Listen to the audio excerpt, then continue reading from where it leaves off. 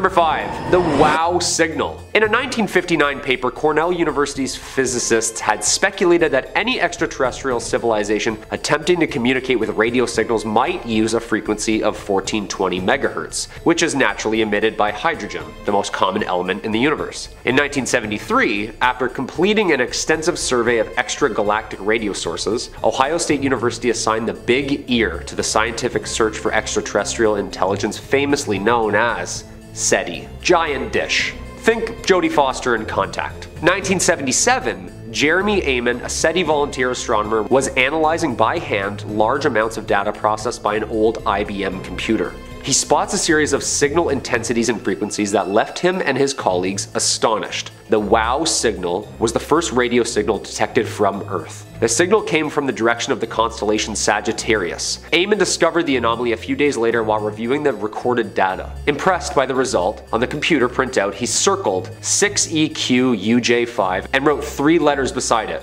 WOW. Leading to the event's famous name. The signal lasted for the full 72-second window during which Big Ear was able to observe it, but has not been able to detect it since, despite several attempts by Amon and others. It remains, as 2020, the strongest candidate for an extraterrestrial radio transmission ever detected. To this day, nobody can explain the signal, even though many have tried, claiming it could have just come from us. I don't know. What do you think? Number 4. Harvard's Psilocybin experiments. Operation Midnight Climax, 1954, consisted of a series of CIA-run safe houses and what went on inside them in San Francisco, California, and New York City. In 1960, 2 psychologists, Timothy Leary and Richard Alpert, ordered psilocybin from a Swiss company named Sandoz, with the intention to test if different administration modes lead to different experiences. They believed that psilocybin could be the solution for the emotional problems of the human brain.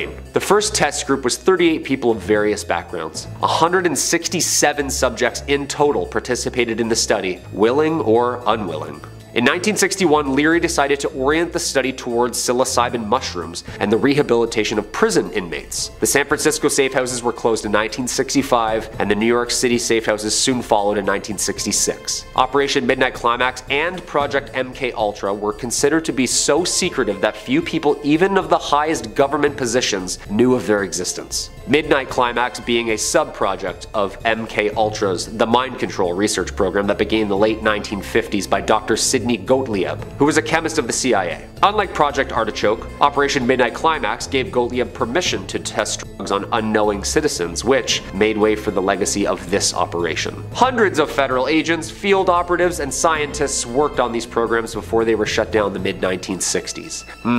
Science or sinister? Number 3. Exercise Tiger. Exercise Tiger, or Operation Tiger, was a series of large-scale rehearsals for the D-Day invasion of Normandy 1944, in which the military's lack of communication resulted in friendly fire from an Allied convoy being destroyed by German submarines, resulting in the deaths of at least 750 Americans. Wow. Of the 2 ships assigned to protect the convoy, only 1 was present. The second ship that was supposed to be present had been in a collision, suffered damage, and had to be repaired in secrecy. Because Allies' naval headquarters were operating on different frequencies, the American forces did not know this, and the first practice assault took place and was marked by an incident involving friendly fire. They didn't know it was an exercise. Set for 7:30 a.m., it was to include live ammunition to acclimatize the troops to the sights, sounds, and smells of war. This followed an order made by General Dwight Eisenhower, who felt the men must be hardened by exposure to real battle conditions. Several of the ships landing that morning were delayed until 8:30, an hour later, and some landing craft didn't even receive word of the change at all. Landing on the beach at their original scheduled time, the second wave came under fire, suffering an unknown number of casualties. Rumors circulated along the fleet that as many as 450 men were killed, and it remained in secrecy in classification memos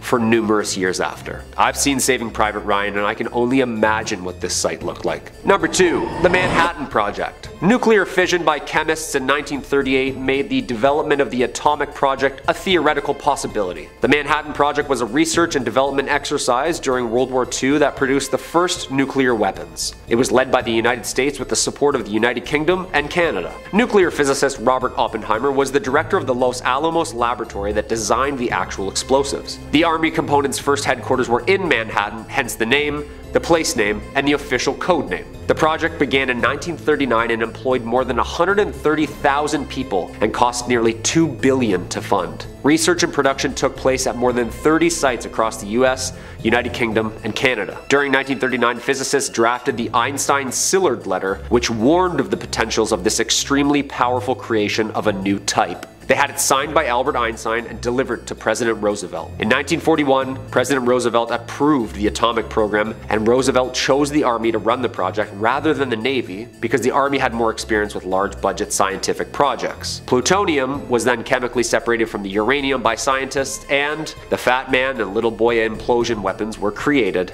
at the Los Alamos Laboratory in New Mexico. The first nuclear device ever detonated was the Trinity test, conducted at New Mexico's Alamogordo Range 1945. Little Boy and Fat Man explosives were used a month later in the atomic droppings of Hiroshima and Nagasaki. In the immediate post-war years, the Manhattan Project conducted weapons testings, development of new weapons, promoted and supported medical research into radiology, and it maintained control over American atomic weapons research until the formation of the United States Atomic Energy Commission in 1947. Classified stuff, people. These were very scary times. And coming in at number 1, the Philadelphia experiment. This one scares me, and I pray it really is a hoax because there's a lot of documents that relate to this subject around this time that don't really add up. The Philadelphia experiment was an alleged event witnessed by Carl Allen and the United States Navy shipyard in Philadelphia, Pennsylvania in October 1943. Allen describes an experiment where the US Navy attempted to render itself invisible, cloaking the destroyer USS Eldridge, and the bizarre scientific events and results that followed. On Allen's account, the destroyer was successfully made invisible, but the ship inexplicably teleported to Norfolk, Virginia for several minutes and then reappeared back in the Philadelphia yard. The ship's crew was supposed to have suffered various side effects including insanity, intangibility, and being frozen in place. The story first surfaced in late 1955 when Allen sent a book full of handwritten letters referring to the experiment to a US Navy research organization. The US Navy maintains that no such experiment was ever conducted, that the details of the story contradict well-established facts about the USS Eldridge, and that the physics the experiments are claiming to be based on doesn't even exist. What do you think? I think this actually happened and the gruesome details of the side effects are just misinformation. I don't know. I get a weird feeling about this one. Too many science experiments at that time. Kicking off at number 5, the Birdcage Theatre. And if you're particularly interested in the breakneck history of the Wild West, then this place may already sound a little familiar to you. Tombstone, Arizona, the last boomtown of the American frontier. It's an important place enough, and it appears that all of the bloodthirsty moments of violence and murderous revenge all seem to happen in one location. The Birdcage Theatre originally opened on December 26, 1881 by owners Lottie and Billy Hutchinson with the intention of being a respectable variety show theatre for the equally respectable inhabitants of Tombstone, Arizona. If you know anything about the history of Tombstone though, respectable didn't exactly meet their aspirations, and Billy and Lottie quickly began to cater for a different kind of crowd entirely. It is said that between 1881 and 1889, 26 murders were documented as taking place at the Birdcage, mainly for its reputation as being a melting pot meeting point for every criminal and gunslinger in the Wild West. In fact, the longest poker game in history was played in the basement of the Birdcage Theatre, which still holds the record to this day. Anyone who entered the table had to pay $1,000 up front, which was a small fortune back in the day, and notable players included Bat Masterson, Diamond Jim Brady, Adolphus Bush, Doc Holliday, and the legendary Wyatt Earp. The poker game itself ran for the entire duration that the Birdcage Theatre was open, operating 24 hours a day, 7 days a week for a total of 8 years. It is believed that over $10 million were exchanged in the game for its duration, which is insane when you think about it. Regardless though, with as much intrigue and cold hard cash pouring into the place, people obviously clamoured for a slice of that pie, and the Birdcage was the site of countless bloodthirsty altercations, and still to this day, the souls of many unfortunate frontiersmen and women are said to roam its ruins. Also, if you haven't seen Tombstone starring Val Kilmer and Kurt Russell, stop what you're doing right now and go and watch it. Coming in at number 4, the horse you came in on. Which, come on, is an awesome name for a bar, right? Sadly for us though, its original name was far less mysterious. But it's also the second place of intrigue on our list that just so happens to serve booze. And for this particular establishment, there is one infamous ghostly figure that may be inexplicably tied to its history. Quoth the Raven Nevermore, our man Edgar Allan Poe. Built in 1795 in Baltimore, Maryland, and founded as a saloon under a completely different name, the bar was built next to the docks and served as a drinking hole for the sailors, shipbuilders, and other such miscreants that populated 18th century Baltimore. Obviously this combination was a winning one, and the saloon soon garnered the attention of a much more haunted kind of clientele, none other than Edgar Allan Poe. You see, as the legend tells it, this bar was the last bar that Poe would pass on his way home, and you know, given the kind of musings that he was frequent to, it often required a few liquid libations to spur on the inspiration of some of the finest works of gothic horror literature ever written. In fact, Poe became such a frequent visitor to the saloon that it is widely considered to be the last place that he was seen before his mysterious death in 1849. As the legend goes, the saloon was the last place he drank before being found on the night of October 3rd, 1849, deliriously wandering the streets of Baltimore rambling about horrors unseen. He died 4 days later. The cause of his death is still a mystery to this day, and some say that after leaving the bar he was found wearing clothes that weren't his own, repeatedly calling out the name Reynolds. Some sources say that Poe's last words were, "Lord, help my poor soul," but all medical records have since been lost, including his death certificate. Whatever the truth is, it is said that the bartenders often leave out a glass of cognac after last call at the horse you came in on, the drink of choice for Poe. And as they say it, every morning they find the glass empty. Next up at number 3, the legend of the Death Tree. For all intents and purposes, Avila, Missouri is very much a ghost town. First built in 1868, the town itself has been the site of some particularly strange moments throughout history. But now with a population of just 125, the place has been in decline ever since the late 70s. Despite that though, its particularly dark past has managed to cling on to one of its most fearsome legends, that of the Death Tree and the malevolent spirit of rotten Johnny Reb. You see, due to its positioning as a border state, like most places in Missouri, the town of Avila found itself split during the Civil War, with both halves falling on either side of the conflict. Because of that, Avila was the site of some rather grisly encounters, and as the legend goes, during the war the skull of a Confederate bushwhacker was found out in the woods that bordered the town, the grim remains of one particularly bloody battle. However, instead of burying the skull, the locals hung it from a tree as a warning sign to other bushwhackers to stay put in the wilderness and not spill out their conflict toward their town. Well, obviously this action had the complete opposite effect, and the legend of rotten Johnny Reb was born. Ever since his skull was hung on the death tree, his spirit roamed the town, searching for unionists to murder in revenge for mocking him. Over the years, many deaths were contributed to the existence of rotten Johnny Reb, and as his supernatural power grew, the vast majority of the remaining townspeople quickly fled Avila, terrified by the tales of the phantom bushwhacker. According to the old legend, the only way to ultimately end the curse and finally put rotten Johnny's spirit to rest is to find his skull out in the wild, cut it down from the tree and bury it in holy ground. However, those that knew where the death tree resided have long since passed, and so the true knowledge of its location has faded from memory. As the locals tell it, there was once a belief that black crows would flock to the death tree during the day and perch upon its twisted branches. Some say that it was an apple tree that no longer bears fruit, and if you ever find an apple out in the woods, you'll find another nearby, leading you to its ghostly realm. Swinging in at number 2, the Axeman of New Orleans. And really, we can't talk about creepy North American history without addressing one of its most bloodthirsty mysteries, the Axeman of New Orleans, a murderous killing spree that reigned from May 1918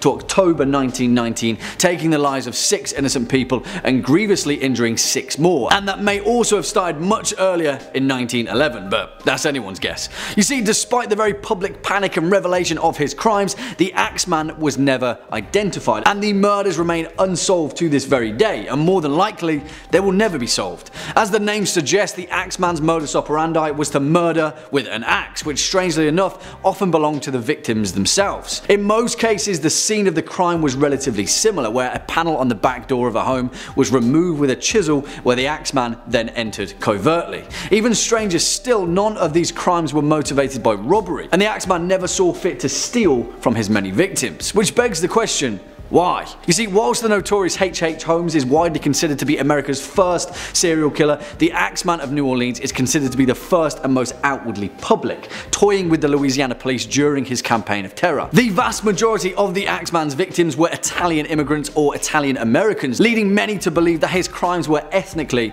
motivated. Whilst many media outlets sensationalized many aspects of his crimes, given the fact that there was next to nothing to go on, the leading theory was that the Axeman was operating on behalf of the Mafia despite lack of any evidence whatsoever. The strangest instance of the Axeman came on March 13th, 1919, where a letter to local newspapers was sent by the Axeman stating that he would kill again at 15 minutes past midnight, but would instead spare any homeowners that were playing jazz music. That very night, every single dance hall in New Orleans was filled to capacity, and bands of all calibers played jazz at hundreds of houses and private parties across the city.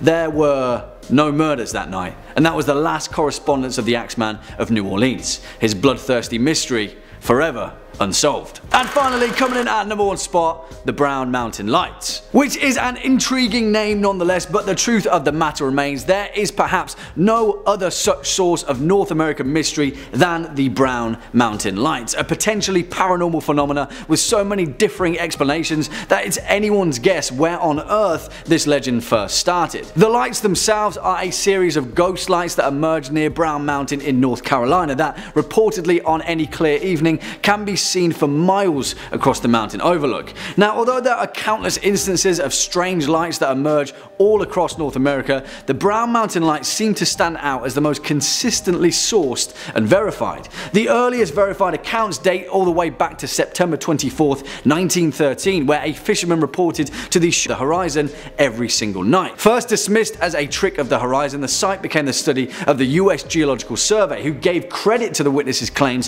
in 1922 by dismissing the possibility that the lights were in fact passing trains following the events of a flood that destroyed the electrical grid, and the lights continued to appear during the study. Throughout history, there have been countless potential origins of the Brown Mountain Lights, many of which are wrapped up in tragic tales of lost lovers or wandering woodsmen.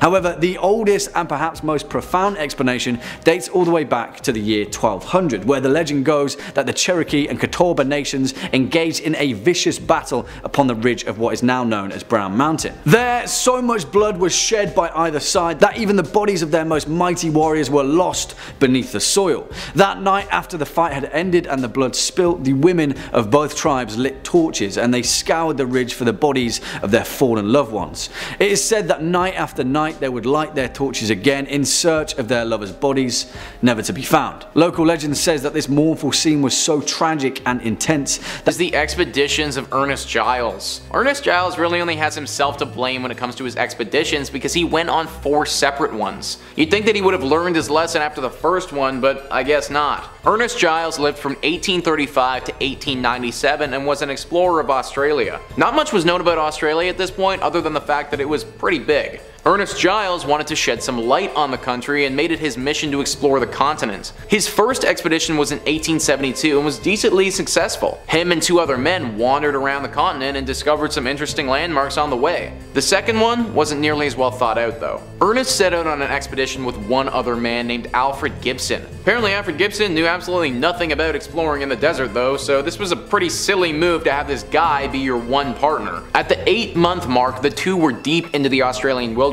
when one of the horses died of thirst. This was pretty problematic and meant that one guy was either walking or getting left behind. Well, for Ernest, it was a little bit of both. Somehow they came to the conclusion that Alfred Gibson would take the horse and ride on ahead and Ernest would travel the rest on foot. The insane part about this though is that Ernest actually survived and Gibson didn't. Gibson was never heard or seen again and presumably perished in the desert. Whereas Ernest, after an 8-day walk with no food, carrying a massive cask of water on his back and hallucinating the entire way, managed to survive. The one piece of food that he had in the 8-day journey was a baby walleye, and he wrote in his journal that he pounced upon it, ate it, living, raw, dying, fur, skin, bones, skull, and all. Guys, I'm totally cool with going on the occasional hike, but that whole thing, that's a bit extreme for me. Number 4 on this list is David Livingstone's expedition. David Livingstone lived from 1813 to 1873 and was a Scottish physician and also an explorer of Africa. He was notably most fascinated with the Nile River and where it came from. That's why in 1866 he decided to set out with a group of local guides on foot to discover where this river actually originated from. Clearly Livingstone didn't conduct the hiring process well enough though, because these guides, they weren't to be trusted. They led him for a time, but soon started to become bored of this expedition and realized that they had all the power in this relationship. They abandoned him, with some of them even stealing a few of his supplies. When they got back to society and were asked about his whereabouts, they told everyone inquiring that he had just died in the jungle. This was a pretty bad situation for Livingstone to find himself in, but it actually gets a lot worse. He trekked through the jungle by himself for a time, but eventually had completely run out of supplies and had to get assistance from someone. Lucky for him, there were some passing slave traders that used this route often. Unluckily for him though, they brought him to the village of Bambara.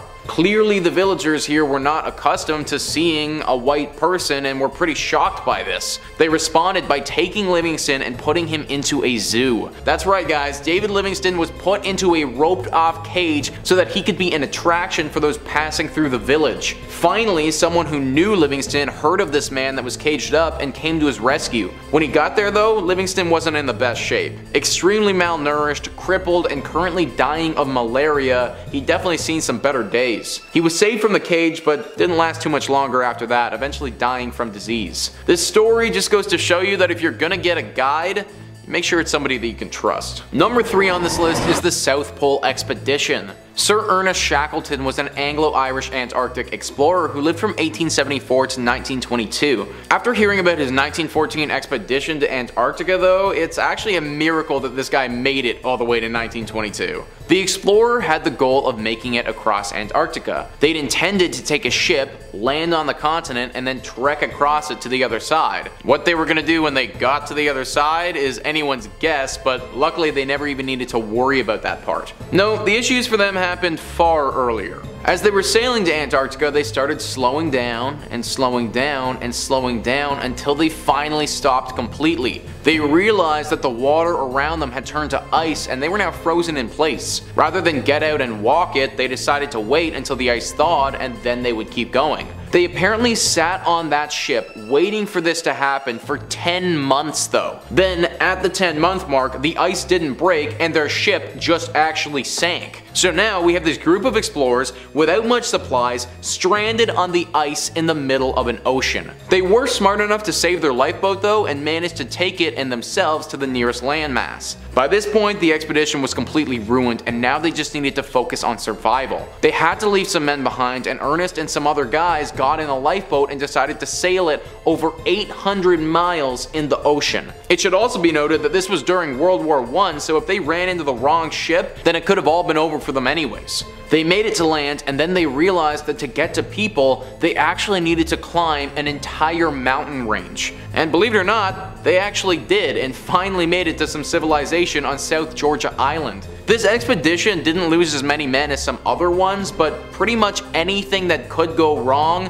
did go wrong. The fact that anyone survived is truly pretty miraculous. Number 2 on this list is Ferdinand Magellan's expedition to the Philippines. So you probably remember the name Ferdinand Magellan from history class growing up. If you don't though, he was a Portuguese explorer best known for his expedition to the East Indies across the Pacific Ocean. The actual expedition resulted in completely new trade routes opening up and the discovery of the interoceanic passage. This was definitely a success, but it wasn't quite as nice for Magellan or most of his crew to be honest. Out of the 260 people that left for this expedition in 1519, only 18 actually survived and made it back home 2 years later. The biggest problem that took most of the lives of these explorers was food supplies. Back then, no one had any idea how big the ocean actually was and how long it would take them to sail across it. Therefore, the food and water that they brought along with them was woefully insufficient in feeding 260 men for an extended period of time. Several months went by on the high seas and the supplies started to wear thin. With no sign of land in sight, the crew had to resort to drastic measures. It started with crumbs that were filled with maggots,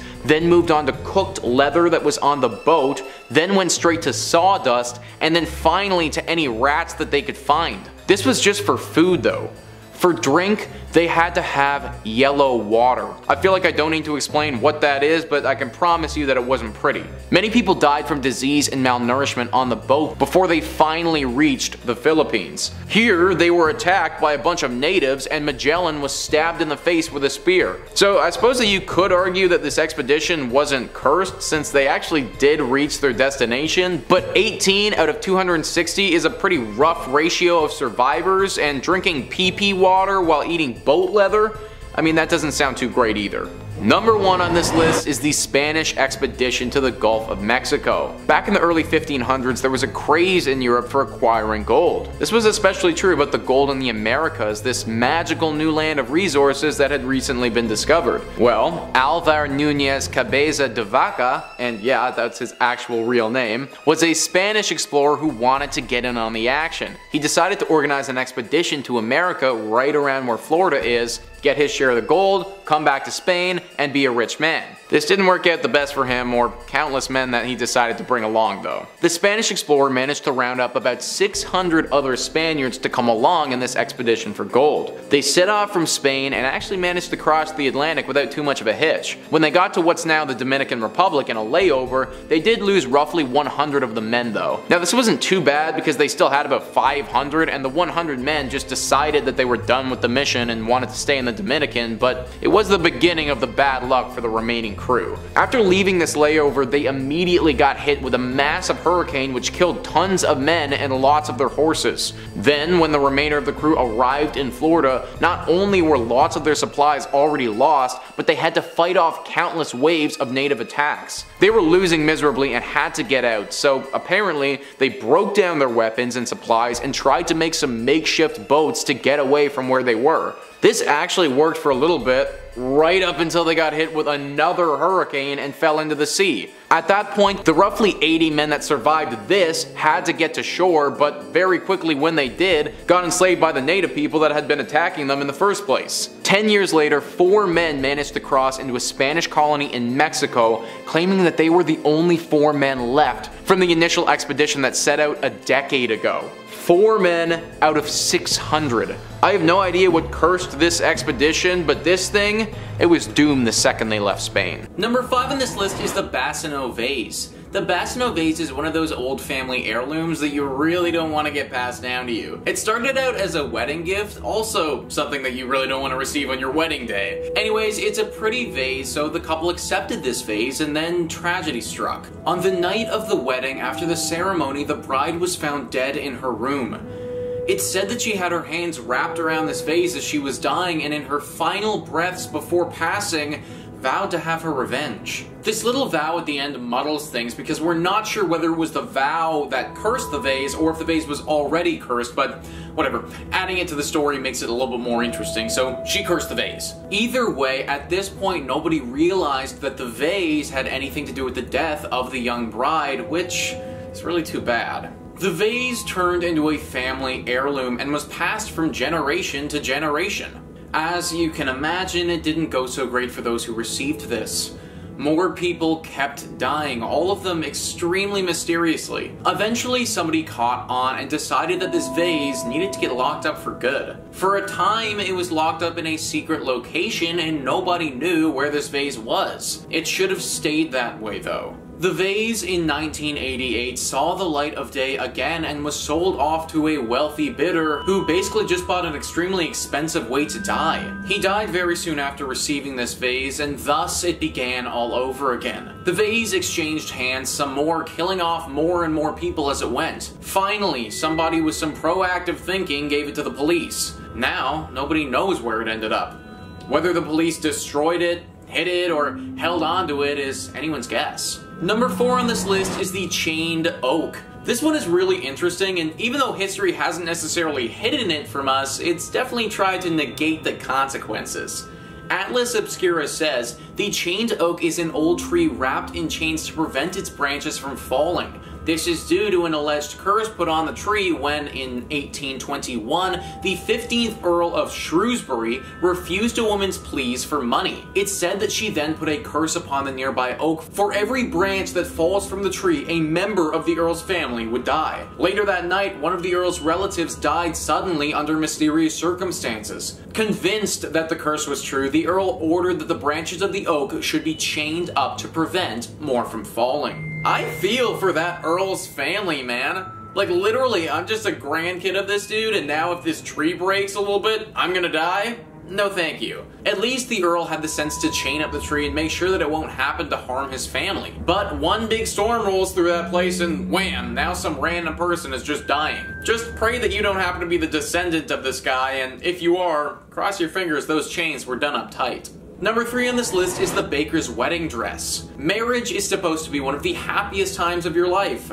Finding that partner you intend to spend the rest of your life with, and then actually doing just that. Therefore, one of the happiest days of your life should be the day that all of this becomes official. Your wedding day. That's why it's particularly sad when tragedy or drama occurs on the day of said wedding. Just that is exactly what happened with Anna Baker. Scoop Whoop says, inside the Baker Mansion in Altoona, USA is the wedding dress of Anna Baker, who fell in love with an ironworker. Legends claim that Anna eloped from her home to get married to her lover, but her father forcibly brought her back and locked her in her bedroom. She then refused to marry anyone else and spent the rest of her life alone. After her death, the members of the Baker family reported spotting Anna's wedding dress at different places around the house. Some of them even saw the spirit of Anna Baker moving around the house dressed in that same wedding dress. Imagine literally getting forced back home and locked in your room by your father as you're getting married. It's no wonder that Anna was pissed and why this specific object has become very cursed. Now it's locked up in a case and hidden from the world in the Baker Mansion. It's a good thing that it is, because what Scoop Whoop didn't talk about is the fact that this dress can actually be dangerous. As ridiculous as it actually sounds, it has reportedly tried to strangle people in their sleep before. I know that the image of a floating wedding dress trying to suffocate somebody is kind of humorous, but I promise you that you wouldn't be laughing if it happened to you. I like that this thing is locked up, but would be far more comfortable if we just... This list is the Anguished Man Painting. The Anguished Man Painting is pretty much exactly what it sounds like, a paint. The thing is that this man doesn't really look all that human. He hardly has any facial features at all and almost looks a bit like a burn victim. Also, where his eyeballs should be, there's just these 2 gaping holes, and his mouth also looks like one giant hole with no end. Even without the haunting associated with this picture, it's already pretty scary, and I personally have no idea why anyone would want it in their home. That's exactly what Sean Robinson did though, and he quickly suffered the consequences. Scoop Whoop says, fascinated by the charm of the Anguished Man painting, Sean Robinson inherited the painting from his grandmother and decided to hang the painting on the wall of his house. Soon after that, Sean and his family started experiencing paranormal events like cracking of the doors in the middle of the night and sudden blood-curdling screams from nowhere. Sean's wife decided to investigate the origin of the painting and found that the artist who painted the painting killed himself, and before doing that, he mixed his own blood with the paint that he used in making the painting. Learning this, the couple decided to hide the painting in the basement of their house in Cumbria. So, the first thing about this story that is kind of questionable is how anybody could be fascinated by the charm of this thing. It's gross, and I don't like looking at it, let alone having it hanging in my home. The second thing that's super questionable is why we decided to hide it. I swear, none of these people have ever heard of fire before, guys. Like, great, thank you for hiding it from the world, this is helpful, but what would be even more helpful is if we just took a match and burned it so nobody ever has to deal with it again. I apologize to the artist who painted this thing, but if you're gonna use your own blood and make a haunted painting, then come on, man, kinda deserves to be burned. And finally, number 1 on this list is the Thomas Busby chair. This chair is freaking deadly, man, and even though it's pretty much safe from public use now, I still hate that it exists. Scoop Whoop says, popularly known as Busby's stoop chair, this wooden furniture is cursed by the spirit of Thomas Busby, who was known to ruthlessly murder people. Before getting hanged for his crimes, he requested to have a meal in his favorite local pub. Upon finishing his meal, he stood and said, "May sudden death come to anyone who dares sit on my chair." and ever since then, 63 people who dared to sit on the chair met untimely and terrifying deaths. Later, the owner of the pub donated the chair to the Thirsk Museum UK, and it's still there, hung 1.5 meters off the ground to prevent any further deaths. Can you imagine owning that pub and being like, oh, no worries, 60 people have died in this chair, all is good. Like, how the heck did we allow 63 separate people to sit in this chair and die? And, okay, like, I'm happy that it's hanging 1.5 meters off the ground and nobody can sit in it, but guys, come on.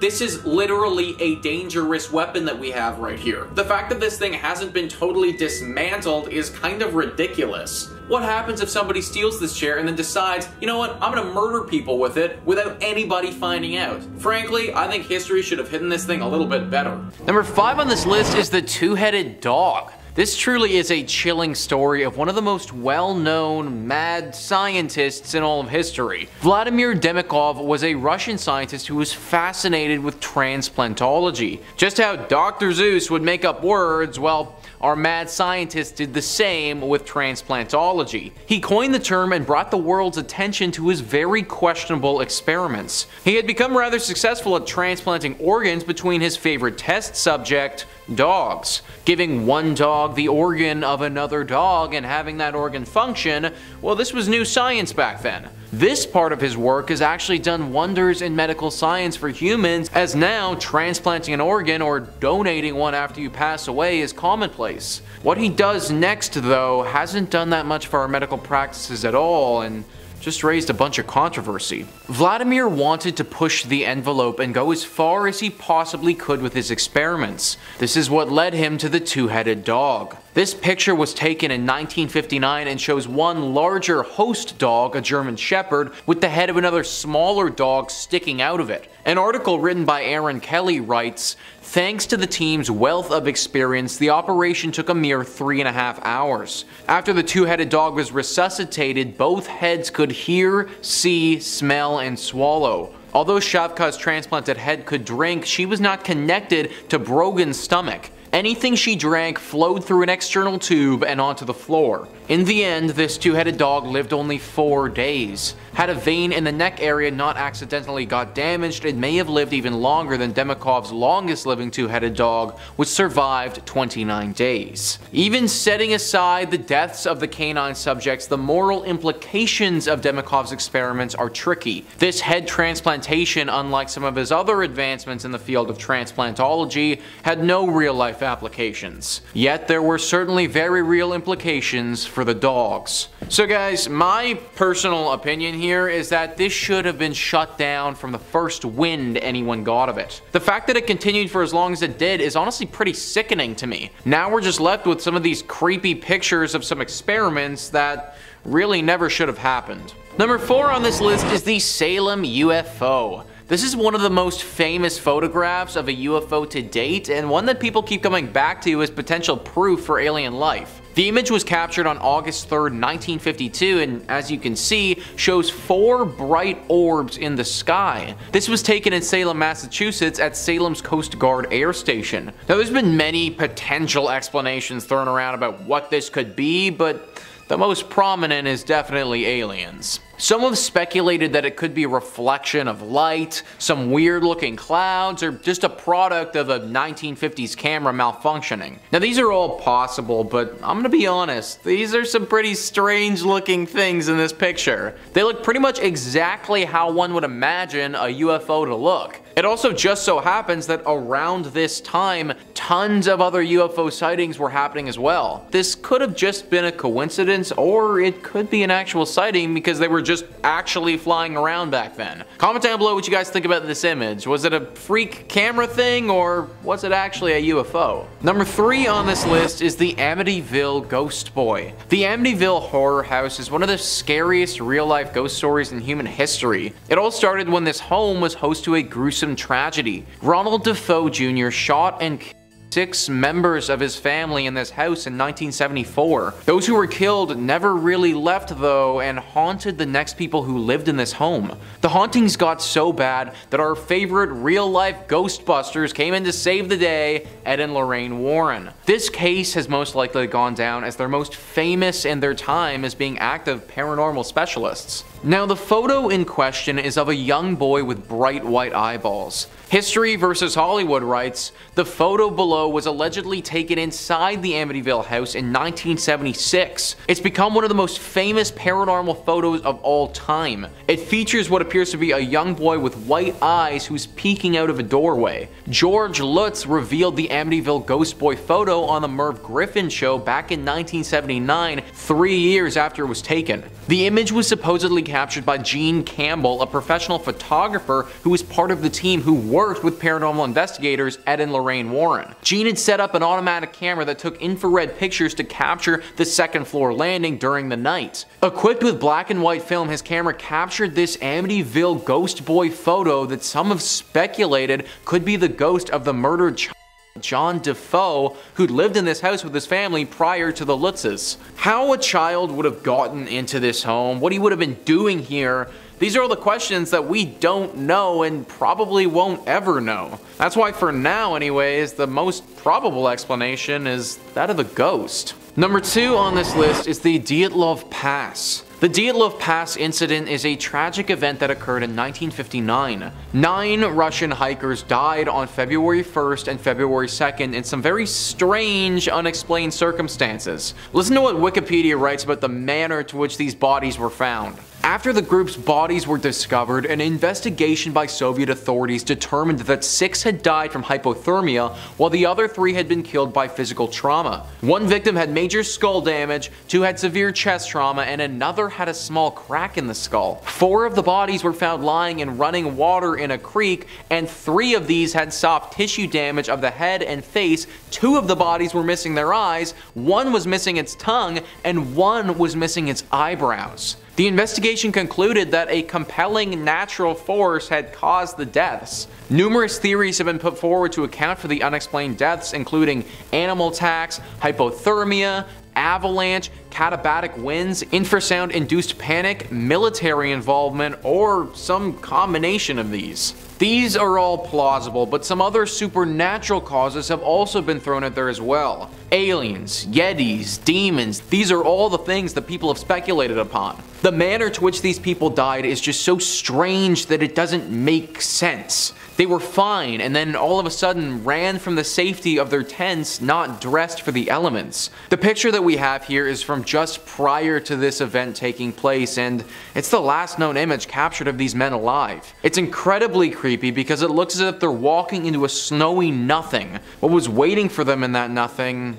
It's anyone's guess. Number 1 on this list is the Brown Lady of Rainman Hall. This image was captured in the fall of 1936 while people were taking pictures of the house. The famous photo is of the central staircase and shows an image that looks strikingly like the ghost who resides here. The Brown Lady of Rainman Hall. This ghost is believed to be the spirit of Lady Dorothy Walpole, who used to live in this home many years ago. She died over 200 years ago under suspicious circumstances, and as the years passed, more people started seeing her ghost appear around the residence. These rumors obviously exploded though after this photo was caught, showing the world that this poltergeist could potentially be real. The reason that I think this photo is the closest thing we have to real evidence of a ghost is because there were literal stories already surrounding a ghost at this location. It's one thing to take a photo and see something weird on it and then think, oh, maybe that's a ghost, but it's a complete other thing when there's already been rumors circulating about this ghost for centuries. Everything adds up. It makes sense why there'd be a poltergeist standing in the staircase, and we even know who it is. Yes, 1930s cameras are shoddy to say the least, but when there's this much lore surrounding it, I tend to think that we may have gotten lucky and gotten an actual gem of a photograph proving the existence of a ghost. And if that's the case, then it isn't an exaggeration to say that this could be the most haunted photograph ever. Kicking us off at number 5, we have Blanc Manier. This image was taken shortly after the discovery of a woman trapped in a room for over 25 years. 25 5. Half of her entire life spent in one room. This was no accident either. Also known as the confined woman of Poitiers, Blanche was secretly locked in a small room by her status-obsessed mother. In 1874, when Blanche was 25, she wanted to marry an older lawyer. Being from a bourgeois family of old noble origins, her mother would not accept this. In order to keep her daughter away from marrying a supposedly penniless lawyer, she locked her in a dark room in the attic of their home. The family continued on living their daily lives, pretending to mourn the death of their captive sister. Imagine that, living out your life full well knowing that your poor sibling was tied to a bed upstairs, wasting away. Good lord. In 1901, an anonymous writer sent a letter to the Paris Attorney General letting them know about the spinster locked up in Madame Manier's house. When discovered, Blanche was emaciated and filthy. According to some sources, she had not seen sunlight since being locked up. Living in her own filth, she was barely 25 kilograms. Imagine the sloth killing from David Fincher's Seven and you'll start to understand what this was like. The police reported that she had been lying completely naked on a rotten straw mattress, covered in a crust of excrement, meat, vegetables, fish, and rotten bread. The stench was so terrible they had to suspend the initial investigation and come back later to look further. The mother was arrested and died 15 days later. She knew exactly what she was doing, but didn't expect to be caught. Good riddance. Coming in at number 4, we have Leonid Razov. While on an expedition to the Antarctic, Russian surgeon Leonid Razov started to feel awful. He was always tired, felt weak often, and couldn't shake a case of nausea. When he developed a sharp pain in his side, the medicine man knew what was happening. He had appendicitis. If left untreated, the swollen organ would kill him. Knowing they were far from civilization, Razov made the ghastly realization that he was the only person on this expedition capable of performing surgery. He wanted to live, and if the doctor died in an expedition, the others would be in great danger. So he did what most medical professionals consider impossible.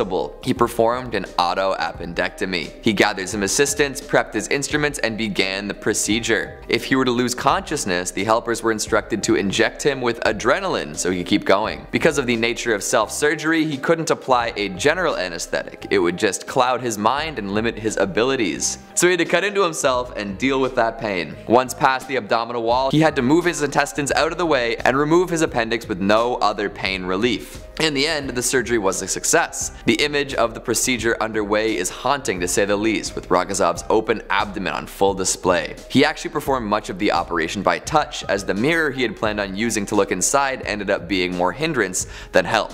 Yikes.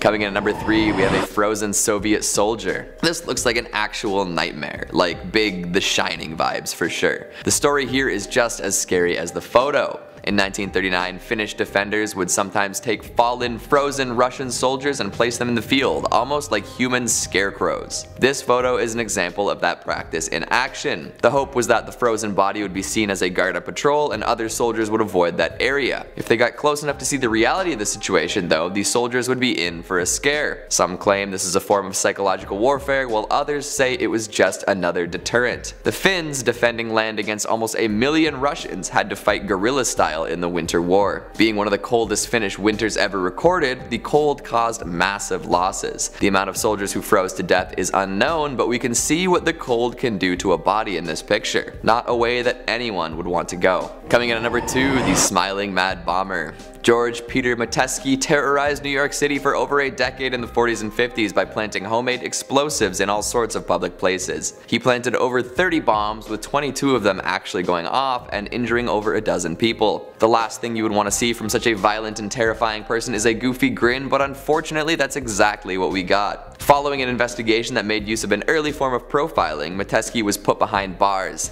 The image captured of him smiling out at the photographer has horrified people ever since. And lastly, at number 1, we've got John Irving Bentley's leg. Just take a look at this picture and try to explain what happened. It doesn't make too much sense, does it? One human leg, slippers still attached, sticking out of a burned hole in the bathroom. His remains were discovered by meter reader John Gosnell, who had let himself into the house to check the meter in the basement. He smelled something odd and noticed a strange smoke, so he went upstairs to investigate. There he found the leg with the rest of Bentley's body reduced to ashes. There are many theories as to how this happened, with various explanations as to how the fire burned out without spreading further. The most popular cause of death is alleged spontaneous human combustion, fire without an apparent external source of ignition. Other explanations point to Bentley keeping matches on his person and wearing flammable clothing, but these theories have never been confirmed. Either way, it's hard to imagine what would cause a fire intense enough to burn a man down to nothing while staying controlled in one area. I don't want to go out on a limb here, but something doesn't seem right. Oh boy.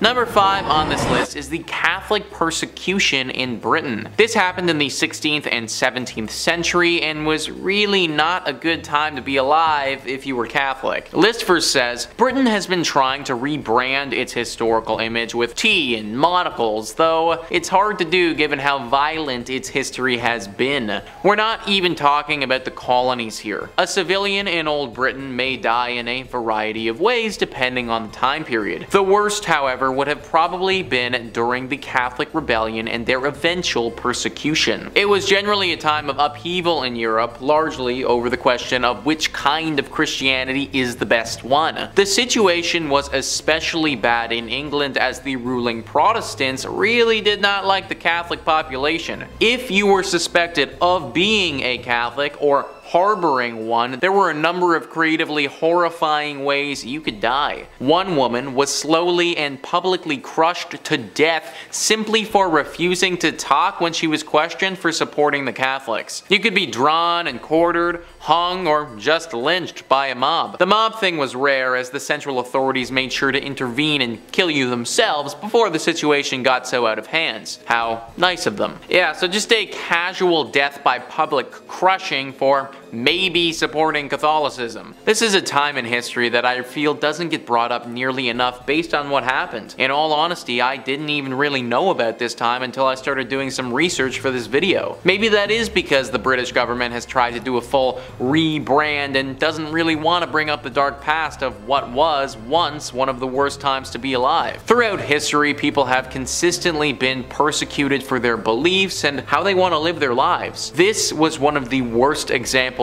of that in history, and it's definitely not a time that you would have wanted to be alive. Number 4 on this list is the Siege of Sarajevo. This time really isn't that far off from us at all, folks. This siege took place from 1992 to 1996. Sarajevo is the capital of Bosnia, and had you have lived in this place during that time, life would have been hell. List first says, sieges are an overall bad time to be in, and we highly recommend not being in one if it could be helped. Some of the most prolonged sieges in history, like the Siege of Leningrad, have been huge humanitarian disasters too, as sieges primarily affect the citizens. One particularly horrifying siege that isn't mentioned that often is the Siege of Sarajevo by the Serbs, which is also the longest siege of a capital city in modern history. It went on for almost 4 years and close to 14,000 people ended up dying. If the incessant shelling on primarily civilian areas like the market didn't get you, you could die in many other ways. People were dying just from the harsh cold as there were no fuel supplies in many parts of the city. Quite a few of them had to move into shared spaces with other families without any amenities,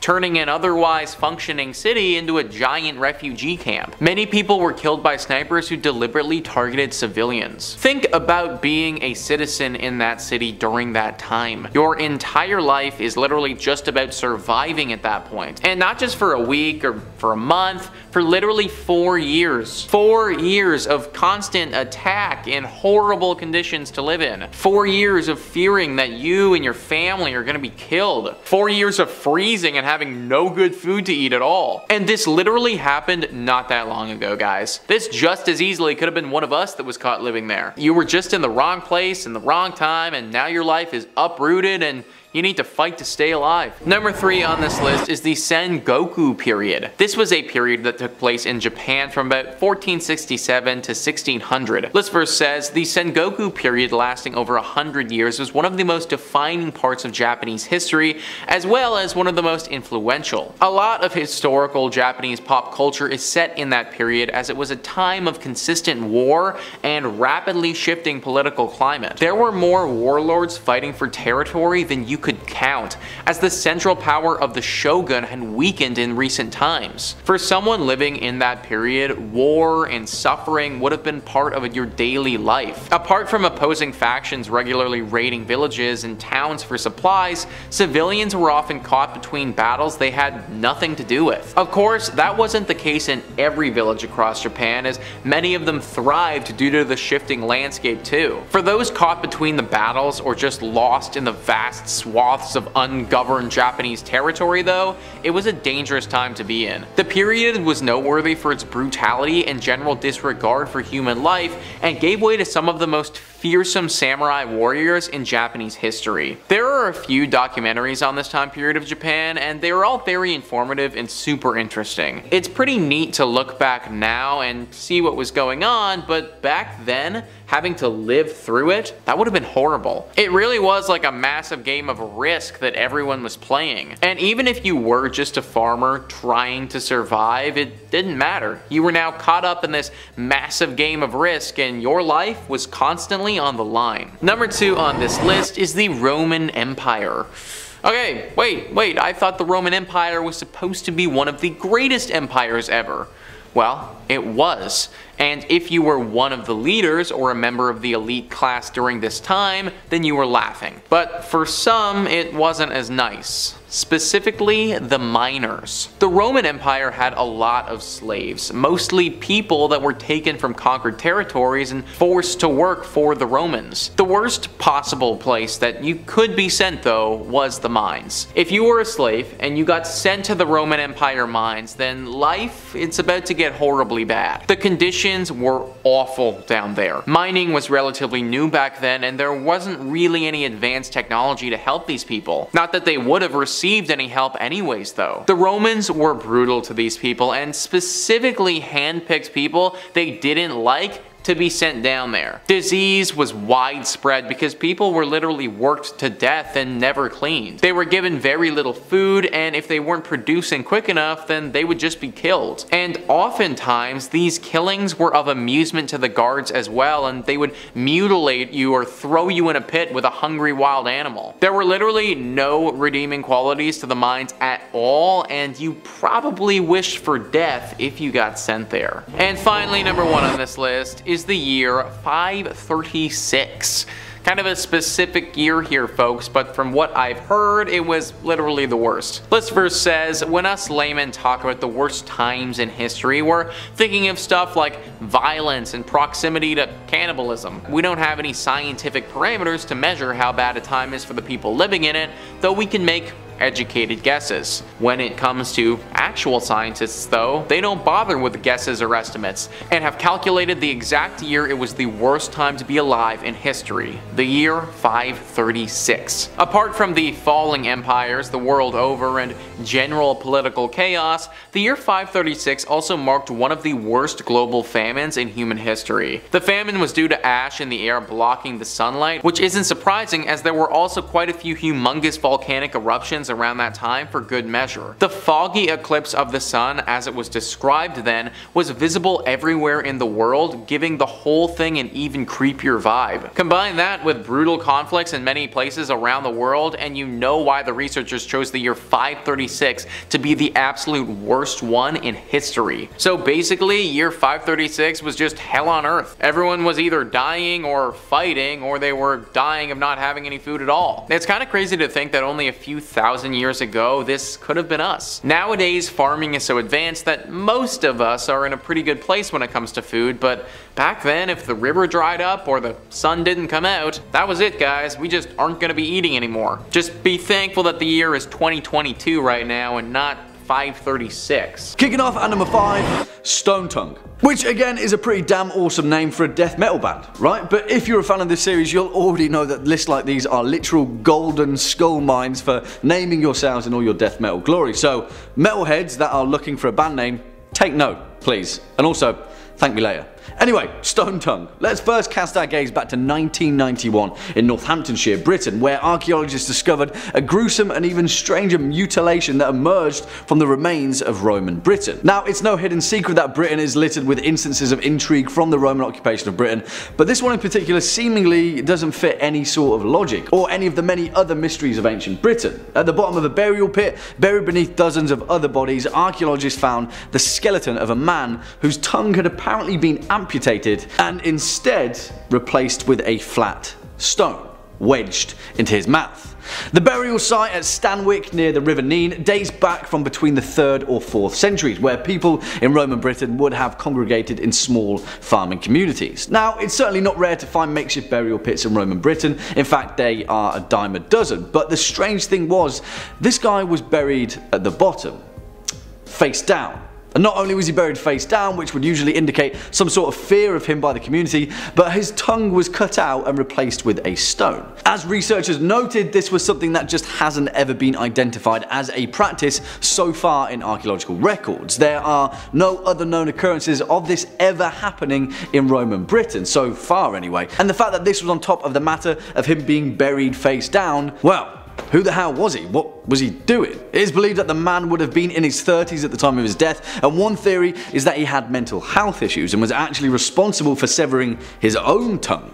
Perhaps the tongue was the community symbolically making him whole again, but then why was he buried face down? Now, archaeologists are currently trying to correlate this practice to ancient Germanic laws, but its place in a small farming community in Roman Britain, yeah, that remains a complete and utter mystery. Swinging in at number 4, Cat Shabib. And I absolutely love this one, as well as pretty much all of the next few entries, because nothing gets my mind whirring quite like an ancient structure that no one knows what the hell it is, or what it was doing, or why it was even there. Let me introduce you to the Cat Shabib, an ancient wall in southern Jordan that, since its identification by British diplomat Sir Alec Kirkbride back in 1948, has had archaeologists scratching their heads ever since. I say identification because Kirkbride certainly didn't discover this structure per se, but instead he noticed that whilst he was flying over Jordan, there was a very apparent and very clear line across the geographical landscape. A wall, in fact, that ran 150 kilometers, making it the longest linear archaeological site in Jordan.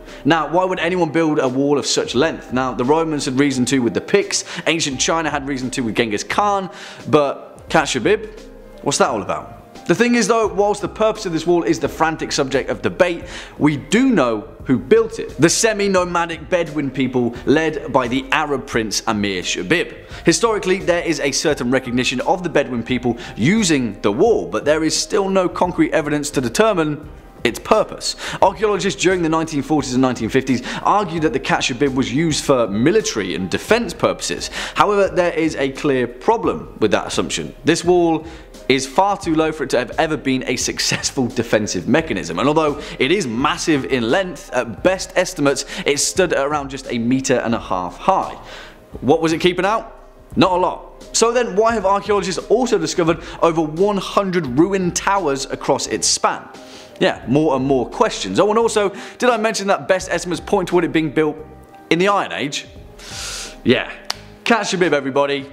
A complete and utter mystery. Next up, at number 3, the Golan structure. Alright guys, if Cat Shabib had you scratching your head, then the Golan structure is going to require some form of head scratching machinery. Let me introduce you to the Golan structure, also known as Rajum el-Hiri, an ancient megalithic monument that resides in the Israeli-occupied portion of Golan Heights, just off of the east coast of the Sea of Galilee. Made up of more than 42,000 basalt rocks arranged in concentric circles, with a mound that is 15 foot tall at its centre, the Golan structure has often been referred to as the Stonehenge of the Levant. Why? Well, of course, because it dates back to at least the early Bronze Age, to between 3000 and 2700 BCE. So what is it? Who built it? What purpose did it serve? Yeah, that'll be a we don't have a freaking clue on pretty much all of those points. The outermost wall of this structure is 520 feet in diameter and 8 feet high, and since archaeological excavations have thus far yielded very few material remains, most Israeli archaeologists believe that this site was certainly not of a defensive position or a residential quarter, but most likely, as the vast majority of these enigmas are, it was a ritual centre. And not only that, but a ritual centre that is possibly linked to the cult of the dead. But on that note, there's even more of a mystery, because so far no human remains have ever been found at the site, only objects pointing to its function as some kind of tomb. And also, hold on to your hats guys, because this is where it gets weirder. At the centre of the Golan structure, the actual entrance to a tomb was discovered, one that during the June and December solstices, its axis is perfectly aligned with. Yeah. More questions, fewer answers. The thing is though, as its namesake as the Stonehenge of the Levant, no other structures of its kind have ever been discovered, which is even more of a head scratcher considering the fact that in ancient Britain as well as in South America, structures like this are pretty common. Some believe that its purpose was to worship Tammuz and Ishtar, the ancient Mesopotamian fertility gods. Others suggest that it was used by the Dakmas of the Zoroastrians to lay out their dead and let the birds remove the flesh from their bones. Some say that it was a calendar or a site to observe the constellations for religious calculations. Maybe it was all of these things at some point in time, but as it remains, we may never know. Coming in at number 2, the Great Lakes Copper Mystery. Oh boy, here we go. If you're not already feeling perplexed at the mysteries of the ancient world, then I'm fairly certain that this one will knock your metaphorical socks off. In the wilds of Michigan's Isle Royale National Park, it remains a beautiful and remote location, but thousands of years ago, the island was home to a thriving mining industry. Yes, mining. The rich veins of copper that ripple through the site's bedrock certainly drew the attention of the early Native Americans, and the fact that they diligently used this ore to make tools and jewelry is evident still. But the actual extent of their operation remains a complete and utter mystery. Why? Well, because around 6,500 years ago there is clear and startling evidence to suggest that roughly 500,000 tons of copper was mined from the land. 500,000 tons of copper, which simply put is a staggering amount. Now, the copper culture complex is an astounding feat of ancient civilization regardless, but here is where our mystery takes another turn. You know why? Because Michigan copper is some of the purest copper on the planet. Keep that thought in mind. And 500,000 tons of it, well frankly put, there should be more evidence to its use throughout the Midwest. Now I'm going to take a little bit of a leap here, and I'm going to point us toward another ancient mystery, one that occurred off the coast of Turkey roughly around the 14th century BC. A shipwreck that was discovered just off the east shore of Uluburun, discovered by a sponge diver back in 1982. Now the Uluburun shipwreck is a bit of a mystery in and of itself, but it's with the content of its cargo that we're concerned with here. Within the hull of the shipwreck, over 10 tons of copper oxide ingots were discovered. Now, oxide ingots, which are named so down to the fact that they are shaped with rectangular handholds on either side, were relatively common in the late Bronze Age period of the Mediterranean Sea. You know what is weird? Testing on these ingots later discovered that they were extraordinarily pure for others of its kind. In fact, more than 99.5% pure. The oxides themselves were brittle blister copper with voids and slag bits that only occur when multiple pourings were made outdoors over wood fires. There is only one type of ore of this purity, Michigan copper, the kind mined over 6,500 years ago in the copper culture complex of North America.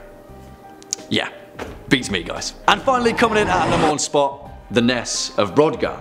And I absolutely adore this particular Neolithic mystery, and at the moment this is pretty much my direct inspiration for scholarly study of the ancient world. Now, we've covered this area quite a few times on this channel, and if you'd like to find out more about places like Skara Brae, the ancient site discovered on the Orkney Isles of northern Scotland, then please check out our Scottish history list, and also, you know, do your own discovering, because Neolithic Orkney is absolutely amazing.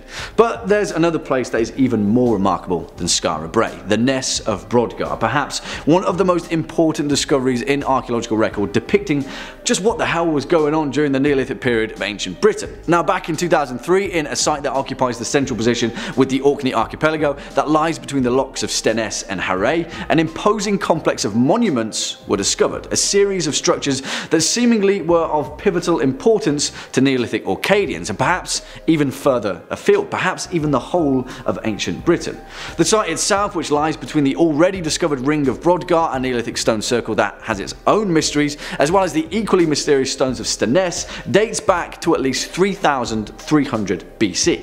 As of 2016, 14 structures have been discovered, with many of them being built on top of each other, suggesting perhaps an even older use of this site and a location of incredible importance to the Neolithic people of ancient Britain. Without a doubt though, the most impressive structure known as Structure 10, which appears to be a Neolithic pyramid is even more of a head scratcher. Yeah, I just said Neolithic pyramid. Around this site, which was used prolifically up until around 2200 BCE, after which it abruptly stopped, archaeologists have since discovered the bones of approximately 400 cattle, around which the carcasses of several red deer were placed, with many of their tibia bones being cracked and extracted for marrow, suggesting the site of a feast. Do you know what's weirder though? During this event there is also evidence of the temple being largely destroyed, brick by brick. Seemingly, for some reason, the Neolithic Orcadians built this site as a place of incredible importance, used it for 1,000 years, and then one day threw a party and tore the whole thing down. I have no idea, guys, but most importantly, I want to know. Number 5 on this list is the Dancing Plague of 1518. That's right guys, you heard that right. A plague about dancing. Honestly, I'd never heard of this before, and in my whole time working on this channel, this is actually the coolest and strangest thing that I've ever come across. So in Strasbourg, Alsace, which is now modern day France, in the year 1518, from July all the way to September, people just started dancing. For months, hundreds of people were dancing in the streets of France and they couldn't stop. It's said that one woman started dancing in the streets one day and then some more came and they just kept going for months with absolutely no reason at all. People started thinking that this was the cause of a demonic possession or some ghost that was making people lose their minds, but in actuality, nobody had any idea why these people were doing this. This wasn't a casual waltz either. These people were going hard. These people went so hard that they literally danced themselves to death. I can't possibly imagine going so hard at the club that I died, but that's basically what happened here with these people. There are actual claims that at one point in the heat of all this dancing, up to 15 people were dying per day just from dancing. This death kept happening and these people would continue dancing around all of these bodies. This plague went on until September when it just suddenly subsided, and that was that. No explanation, no reasoning behind it, they just went hard for several months and then stopped. That's why everyone thinks that something demonic has to be the cause of all this. Some people have speculated that food poisoning may have played some role, but that just doesn't make any sense to me because it went on for months. Seriously folks, please comment down below what you think about this or some theories about why this happened, because it has me pretty baffled. Number 4 on this list is the lost city of Atlantis. Atlantis is a city that is considered to be a utopian society in the middle of the Atlantic Ocean. It was first documented by Plato in 2 of his works, Timaeus and Critias. Now even though Atlantis is often referred to as a city these days, back then Plato described it as an island. This island was located in the Atlantic and was said to be pretty massive, bigger than Asia Minor and Libya combined. This island, or city, was extremely wealthy and had a surplus of resources. This is what led them to being considered a utopia and a highly advanced group. Now Plato describes a great battle between these Atlanteans and the Athenians and says that after lots of hard fighting, the Athenians eventually prevailed in the war. Then several massive earthquakes caused the earth to shift and the entire island of Atlantis was swallowed up by the sea and now rests at the bottom of the Atlantic Ocean somewhere. Many people have speculated on how accurate these tales from Plato are, with experts believing that this could just all be a myth. However, the legend of Atlantis started to circulate around Europe many years later and people began searching for this lost city. Nobody has found it to this day, but that doesn't mean that it never existed. Maybe we're just thinking about it the wrong way. Some people have thought that this entire city of Atlantis could have been aliens coming down to Earth and that potentially this island was never really an island to begin with. Plato does describe the society as being a utopia, and an explanation for that would be aliens that have far better technology than we do. Maybe when this island apparently disappeared, these aliens just left. Now that does beg the question, if they're so advanced, how on earth could the ancient Athenians beat them in a battle, which I do think is a very fair point. I do believe that Plato and the people after him have exaggerated this story, and the full truth has probably been lost in history. But I also believe that this tale didn't just come out of nowhere, and something potentially paranormal could be at hand. Number 3 on this list is the Coral Castle. The Coral Castle is a limestone structure located in Florida. It is super unique and has these strange limestone rocks that have been carved into various figures. Now there's nothing inherently cursed about this place. However, similar to the pyramids or Stonehenge that we covered in our last video, people wonder how on earth this place was made. Edward Leeds Scallon was a self-taught Russian engineer who came to America. He lived from 1887 to 1951 and is credited with being the creator of the Coral Castle. What's absolutely crazy about this story though is he constructed this structure all by himself. This is what baffles people to this day. How on earth is it possible that one man in the early 1900s was capable of moving these limestones and carving them the way that they are single-handedly? These stones weigh thousands of pounds, and there's no way that a man would ever be able to lift these things with sheer strength. Now, he was an engineer, and people have speculated that it was potentially the use of magnetism, something that he was fascinated with in his life. When asked how he was able to do this, he replied, "I understand the laws of weight and leverage, and I know the secrets of the people who built the pyramids." This kind of makes sense, but with the pyramids, they had thousands of people working on them all at once. You were only one man. People have theorized that Edward actually had some supernatural abilities that he was hiding from the public. This could honestly be believable because his personality was apparently extremely eccentric and very strange. However Edward was able to construct the Coral Castle, it truly is remarkable. Number 2 on this list is the oldest ghost story of all time. Ever wonder when all this started? When did humans start believing in ghosts, or when did we have our first encounter with a poltergeist? Well, a 3,500-year-old tablet may have the earliest depiction of a ghost as we know them today. This is a small tablet that was made in ancient Babylon and is considered by some experts to be one of the first, if not the first, written depiction of a ghost. The ghostly drawings could be easily missed, and you have to really pay attention if you're gonna see it. An expert on the subject, Irvin Finkel, says, "You'd probably never give it a second thought because the area where the drawings are looks like it's got no writing, but when you examine it and hold it under a lamp, those figures leap out at you across time in the most startling way." The tablet goes into detail on how to get rid of ghosts and calls for an exorcist. It explains how this exorcist must make figurines of a man and a woman, and also speak the words of Mesopotamian god Shemesh to get rid of the ghost. There's also a warning to the reader to not turn around, potentially an indicator that a ghost could be behind you, or you could risk getting sucked into the underworld if your focus isn't steady. This tablet also lists a bunch of materials that can be used in rituals and that can be used to prevent ghosts from appearing in the first place. This is super interesting because it means that ghosts and spirits visiting the living can be traced all the way back to the ancient Mesopotamians. We were having paranormal events happen to us thousands of years ago, and the action of exorcising demons and ghosts, it all started with these guys. One could argue that they were the founders and innovators of a lot of our ghostly practices and knowledge to this day. Number 1 on this list is Oak Island. Oak Island is a very mysterious island that has been shrouded in lore for years. It's a privately owned island off the south shore of Nova Scotia, Canada. It has so many rumors surrounding it that it's even got its own television show called The Curse of Oak Island that has 8 seasons under its belt. This is a reality television show by the History Channel where they explore the mysteries of Oak Island, and considering they're on season 8, it's fair to say that there have been quite a few mysteries. The one that's gained the most international fame, though, is the Money Pit. The Money Pit is supposedly a place on Oak Island where there's a plethora of buried treasure waiting for somebody to dig it up. This treasure was left by the pirate Captain William Kidd, who lived from 1645 to 1701. There's said to be vast riches here, however no one's been able to find it up until this point.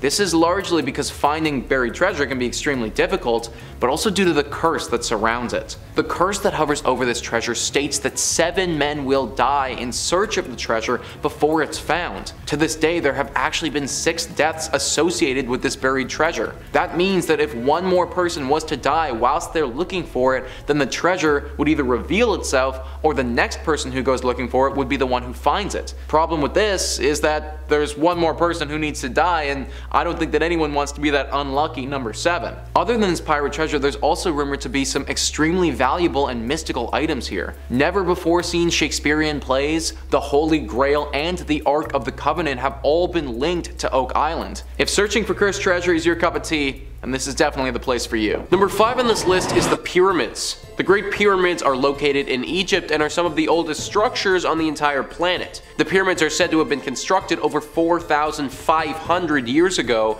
and were made to act as the burial grounds for the pharaohs of Egypt. The Great Pyramid, which is the biggest of all of them, is over 450 feet tall with a base of over 750 feet wide. That's a really big structure and acted as the largest structure on Earth for almost 4,000 years. It should also be noted that the pyramids are made up of massive stone blocks blocks. For the Great Pyramid, it's estimated that 2.3 million stone blocks are what keep it standing to this day. Every block of the Great Pyramid also weighs approximately 2.5 to 15 tons. Just a reminder that a ton is 2,000 pounds, so there were some blocks that could have weighed close to 30,000 pounds. All of this is completely unbelievable. So unbelievable, in fact, that people think something else might have been at play in making them. It's currently believed that these were made by humans. It took thousands of humans to construct, but when you think about how monstrous these creations are and the technology that humans had back in that day, it becomes very hard to believe that we were capable of doing that. This has led people to the theory of aliens. These pyramids are also built to face the precise magnetic north, which makes people wonder how the ancient Egyptians could have possibly got that information. The theory is that these aliens came down and built the pyramids and the ancient Egyptians mistook them for gods. This is why in some ancient Egyptian drawings we see gods flying around. The Daily Star also reports the speed of light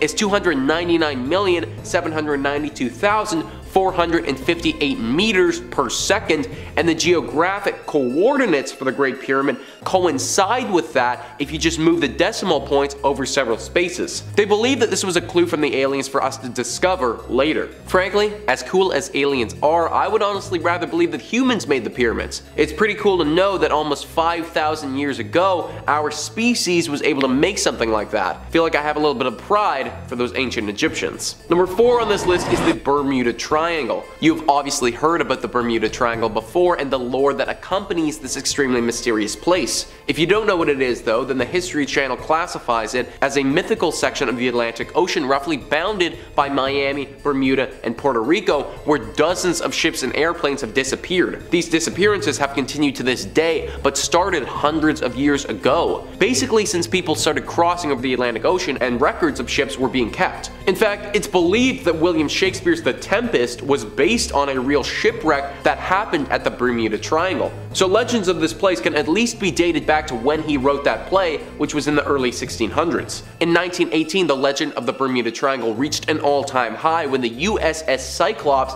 a massive ship from the United States, sank to the bottom of the ocean. This ship was over 500 feet long and had over 300 people on board. It was a horrible catastrophe when it happened. What made this even more stupefying was that the ship had the capability to send out a distress signal and didn't do so, making everyone wonder what on earth happened. What has caused all these shipwrecks and plane crashes over the years is still unknown, but there are some theories. Some people believe that the Bermuda Triangle is home to a massive sea monster, potentially the Kraken or something like that. A massive tentacled monster with the ability to drag a ship down to the depths of the ocean and eat all who are on board. Some people believe that there may even be a wormhole that is out there in the middle of the ocean. A wormhole is a ripple through space-time which experts believe would act as a portal to another time and dimension. The Bermuda Triangle has also been called the Devil's Triangle before, indicating that some people believe this place could be the work of the devil or some strong sea demons out there. Nobody really knows the true cause of the Bermuda Triangle,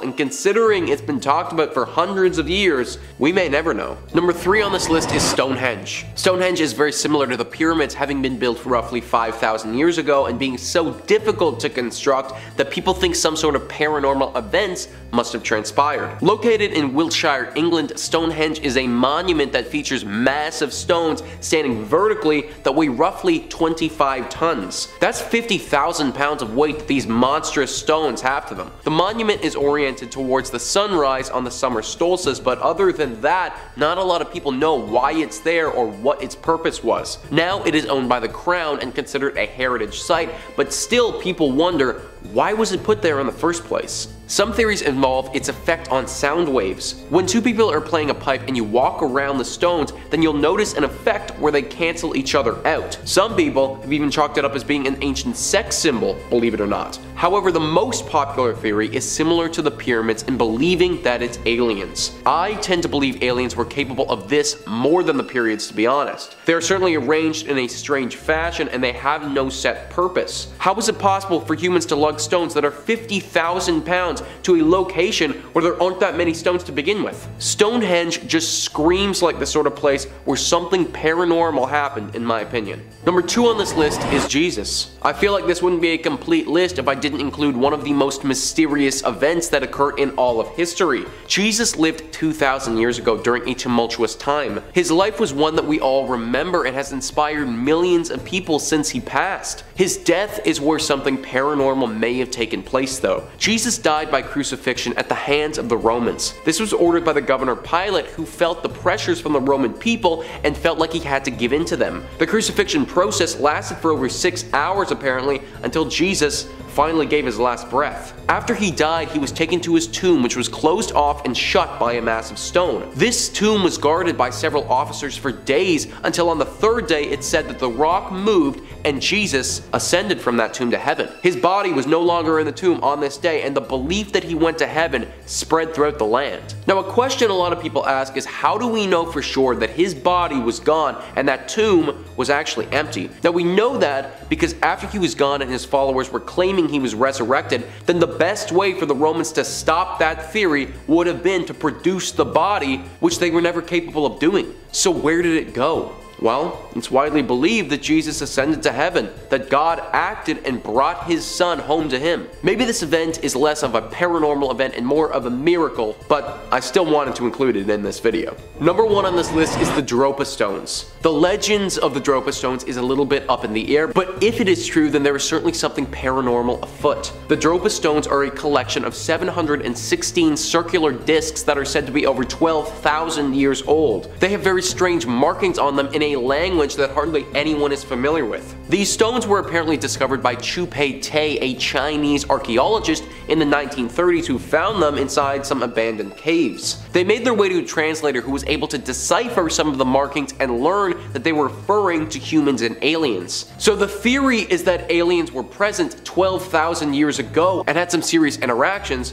with humans back then. Now, there are a few reasons why we can't take this as being full fact. 1, it's possible that the translator who was in charge of deciphering them is wrong. We can't say for sure that they're familiar with the intricacies of language 12,000 years ago. Number 2 is that today, nobody knows where these stones have gone. They aren't in a museum and their location is unknown. And this is really hard to believe considering there are 716 of them and they would have been one of the biggest archaeological finds in years. All of this being said though, if these stones are real and our translator was correct, then that is undeniable proof of an alien presence from 12,000 years ago, which is pretty cool to think about. Number 5. Robert Liston. I figured I'd start with Robert Liston since he's a bit of an outlier on this list, because unlike the other ones, I don't know if he was truly evil, but he just enjoyed life much differently than the rest of us. You see, Robert Liston was a Scottish surgeon in the 19th century who had a pretty notable reputation. He was the fastest blade in the West End. He boasted that no one could slice and dice faster than he could if the legends about him are to be believed. He was allegedly able to perform a full amputation of a limb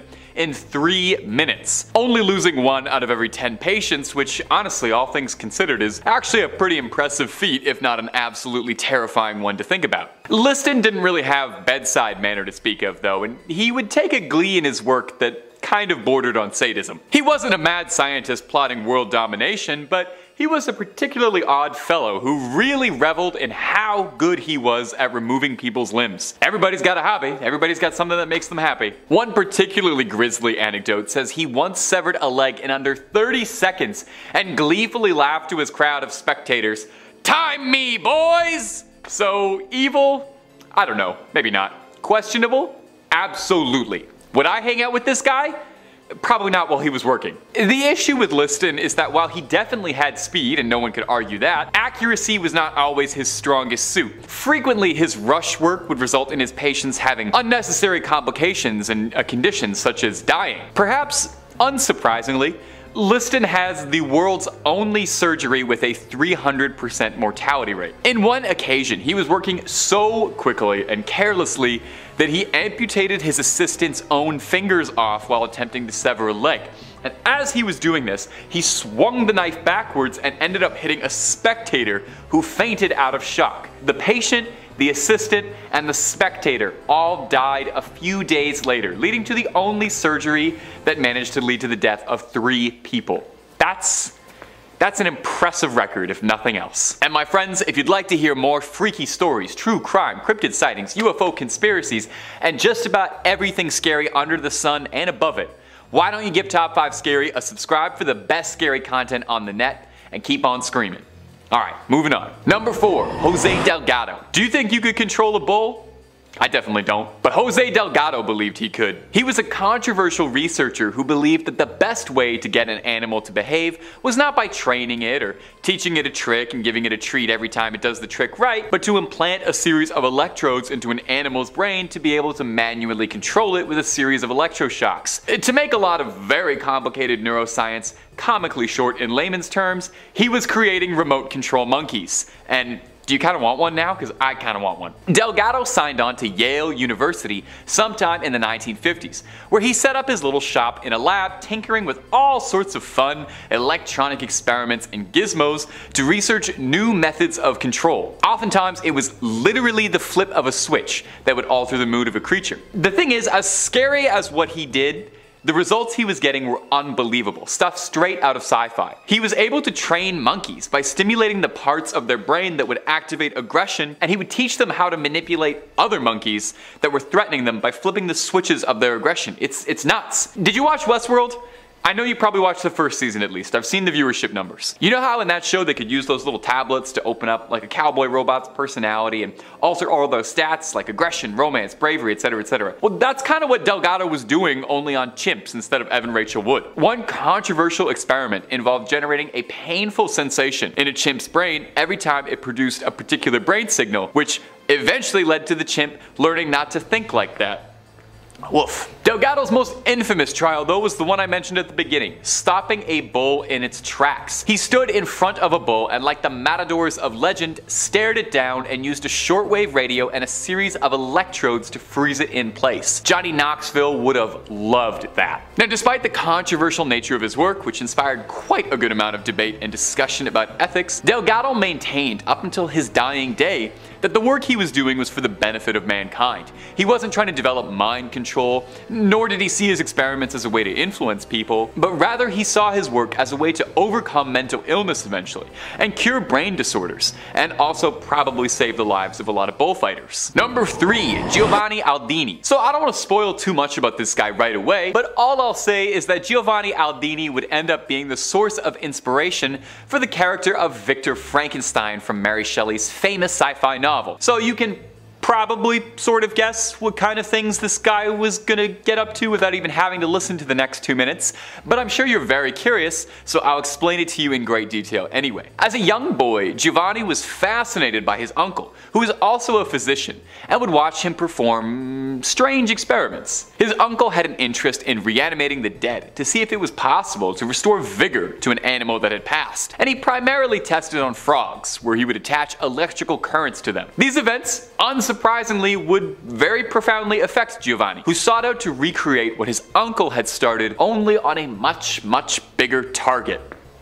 It's man if you couldn't figure that out by now. As he grew older, Giovanni followed in his uncle's footsteps, zapping frog corpses, moving up to trying to reanimate a bull's head, until ultimately earning his place in mad science history when he started to begin his trials on humans. He sourced his bodies from executed prisoners, thinking, hey, they're done with them, I might as well use them. Trouble was that Italy tended to prefer execution methods that involved the head and the body going in separate directions, although Giovanni made use of this as well. He discovered that with an electric current he could make a patient's face contort, and this was on a head detached from a body. There's a terrifying mental image for you for the day. It was then, when he started sourcing prisoners' bodies from England, that he started to inch closer and closer to that goal of reanimation. He asked for a body as fresh as possible, and he got one George Foster, not the one who played for the Reds though. Attaching probes to this body, astoundingly, he got the man to open an eye, shake his jaw, and seemingly take a breath. This would end up being his last experiment, however, and he deemed the experiment a failure because the thing didn't sprung to life Frankenstein style. Chin up.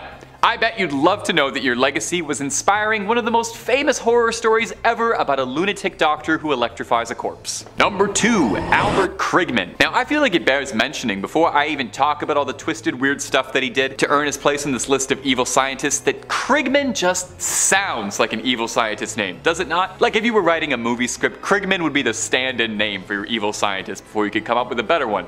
Anyway, I digress. Dr. Albert Krigman was a dermatologist who was commissioned by Dow Jones and the US Army to research the effects of chemical compounds on human skin. Oh, yep, this is not going anywhere good. It goes without saying, but like he wasn't checking for Head & Shoulders 3-in-1 conditioner. Krigman was offered a modest lump sum of 10 grand in grant money to research, and he set up shop right away in Holmesburg Prison in Philadelphia, where he got a near endless supply of test subjects, or victims, to experiment on with very little regard for their safety or hygiene. It was documented that the experiments at Holmesburg Prison included hair transplants, implementation of foreign bodies, burns and radiation of the skin, exposure to dioxin, application and ingestion of toxic and near lethal doses of acne medicine, and the yanking of fingernails. Ugh. I completely understand if you need a moment to just kind of catch yourself. And editors, I'm so sorry for the pictures you guys are looking at for this video.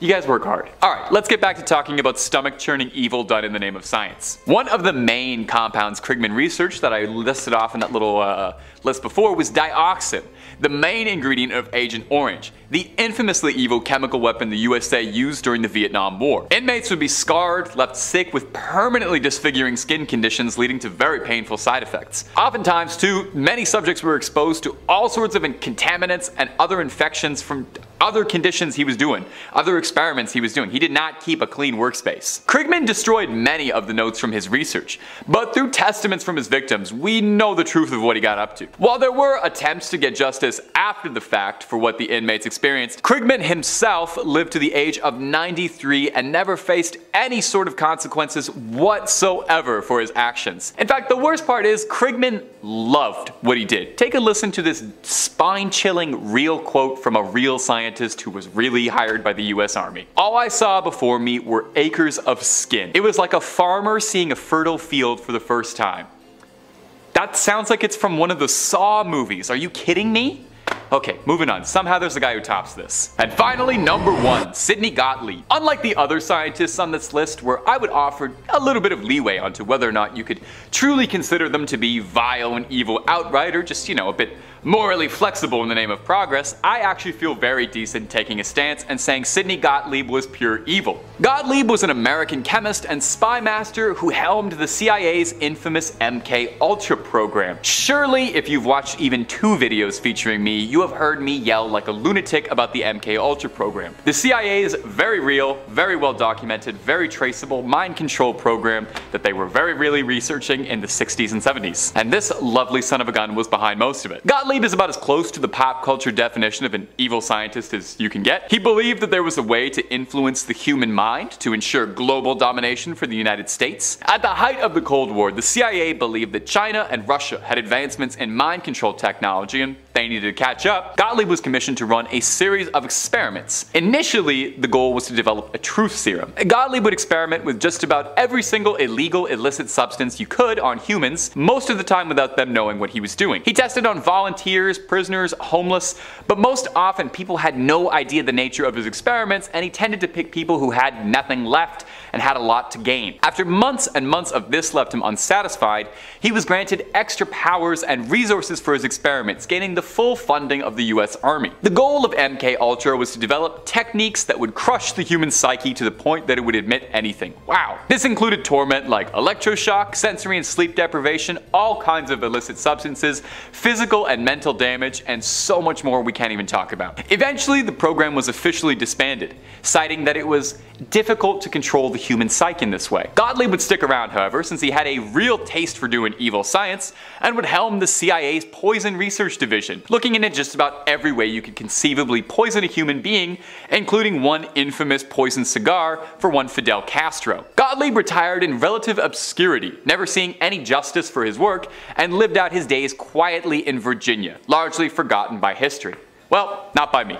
Sorry, if you're the real life inspiration for Papa on Stranger Things, you're gonna be the #1 evil scientist on this list. Kicking off at number 5, the Donna Reed Party. Now, it's a given fact that throughout the history of the colonization of North America, there are countless recorded tales of bleak misfortune and murderous misery, but one of the most famous accounts is that of the renowned Oregon Trail, and one of the most infamous groups of pioneers to ever walk it, the Donna Reed Party. However, in an even more grim revelation, the one word that first springs to mind in this instance is cannibalism. You see, during the 1840s, the fledgling United States saw a massive increase in pioneers, particularly people who had left their traditional homes in the East to settle the newly founded Oregon Territory and California. In the bright and hopeful spring of 1846, almost 500 wagons departed from Independence, Missouri, including the wealthy Reed and Donna family, forming a massive wagon train bound for the new territory. However, by July, the Donna Reed Party had received word of a new trail that would get them to their destination quicker, given to them by a pioneer adventurer named Lansford W. Hastings. Trusting Hastings would ultimately be the worst mistake that the party made, and despite protests from some, the party split off from the main wagon trail and headed into the Wasatch Mountains. Eventually though, the unexplored and relentless landscape proved merciless to the party, and they quickly became split off from each other over weeks and months of hardship. The party were beset upon by accidental gunshot deaths, malnutrition, grizzly bears, whiteouts and blizzards, and by February the 19th, the true extent of their misfortune was realized by the outside world. The party were finally found at Truckee Lake. 41 of them had died, and the other 46 had resorted to eating the dead just to survive. And all of that because of a supposed shortcut. Sometimes it seems it's best to stay on the beaten path. Coming in at number 4, the Darien Scheme. Now, although I'm a huge advocate for the majestic people and picturesque peaks of the Caledonian Kingdom of Scotland, noble explorers and brave adventurers in their own right, it's safe to say that in early history they weren't exactly known for their feats in exploring the southern places of the Americas. And there may be a reason for that. The doomed expedition of the Darien Scheme, a ploy conjured up in the mid-1690s to get Scotland into the newly surging worldwide economic trading game. And where did they set their sights? Panama, of course. In 1698, 5 ships filled with 1,200 people set sail from the eastern coast to avoid detection by British warships, as the East India Company didn't exactly take kindly to any competition of commerce. Villains. And on November the 2nd, 1698, they successfully landed off the coast of their destination without a hitch. The settlers aptly christened their new home New Caledonia, and all was well. That's until they realized that none of them had absolutely any idea how to live in the Caribbean, never mind set up a trading post. First up, they decided to spend all of their energy constructing a fort in an area with no fresh water supply, and many of them quickly succumbed to dehydration. Then they decided to go to the back-breaking effort of setting up fields to grow maize and yams, which they didn't have any idea how to do either, or even had access to the crops in the first place. Because they didn't know how to store food in the burning heat of Panama, the little food that they did manage to gather quickly spoiled, and dysentery, fever and rot spread throughout the fort. In the end, out of 1,200 settlers, only 300 survived the ordeal, with many more dying on the return ship back. And in January of the year 1700, they completely abandoned the colony, and when they returned to Scotland, the few survivors were disowned by their families and considered a disgrace to the entire country. Yikes. Next up at number 3, the Percy Fawcett Expedition. Percy Fawcett, what a name, and with a name like that you'd think that nothing could ever go awry, twirling his beautiful moustache and smoking a pipe as he surged across the 7 seas in his hot air balloon. But unfortunately for Percy, that same headstrong British gumption was exactly what spelled his ruin, although the actual fact of the matter remains, no one truly knows the ultimate fate of Percy Fawcett, and it is rumoured that over 100 people have died in 13 separate attempts just to learn exactly what happened to him. So, what's the big deal? Well, Percy was a member of the British Royal Geographical Society, and he was convinced that somewhere in the deep jungles of the Amazon lay a legendary golden palace of riches ripe for the picking that he referred to as the Lost City of Zed. And so, after the First World War had ended, on April the 20th, 1925, Percy, his eldest son Jack, and his friend Raleigh set off into the jungle alongside 2 Brazilian guides, 2 horses, 8 mules, and 2 dogs. They would never be seen again, and the last known correspondence was a letter written by Fawcett to his wife sent by a runner from the remote Dead Horse camp. Now there are a multitude of rumours surrounding the ultimate fate of Percy Fawcett, but the fact of the matter remains that we very well may truly never know. One of the most accepted rumours is that the group met an ill fate at the hands of an unknown Amazonian tribe, although it is widely known that Percy Fawcett kept in good standing with the majority of the tribal people. Others claim that Percy never truly intended to return to Britain and instead already had knowledge of the lost city of Zed, where he planned to create a commune with his son and live out the rest of his days. Who knows, maybe one day another brave explorer will stumble upon the lost city of Zed and the final resting place of Percy Fawcett will finally be discovered. Spooky. Although I've seen enough Indiana Jones movies to know that if there is a golden temple in the jungles of the Amazon, it's probably full of giant boulders and walls upon walls of poison spears. Nah. Next up at number 2, Franklin's Lost Expedition. Of course, because much like with our opening clip, we can't outline a list of the scariest cursed expeditions in history without acknowledging one of the most horrifying tales of remote isolation in the frozen, icy flows of the Arctic Circle. Led by Captain Sir John Franklin, the expedition departed from England in 1845, a total of 129 men spread across 2 ships, HMS Erebus and HMS Terror, with the ultimate intention of navigating the legendary final section of the Northwest Passage, an unexplored area of the frozen north. From the off, the expedition was met with brutal hardship, and after suffering a few early fatalities, the 2 ships became icebound in the Victoria Strait, unable to move in the remote territory of what is now known as Nunavut. That was their last known recorded location. In 1848, 3 years later, the first search party had been launched after a campaign by Franklin's wife, and in 1850 the first relics of the doomed expedition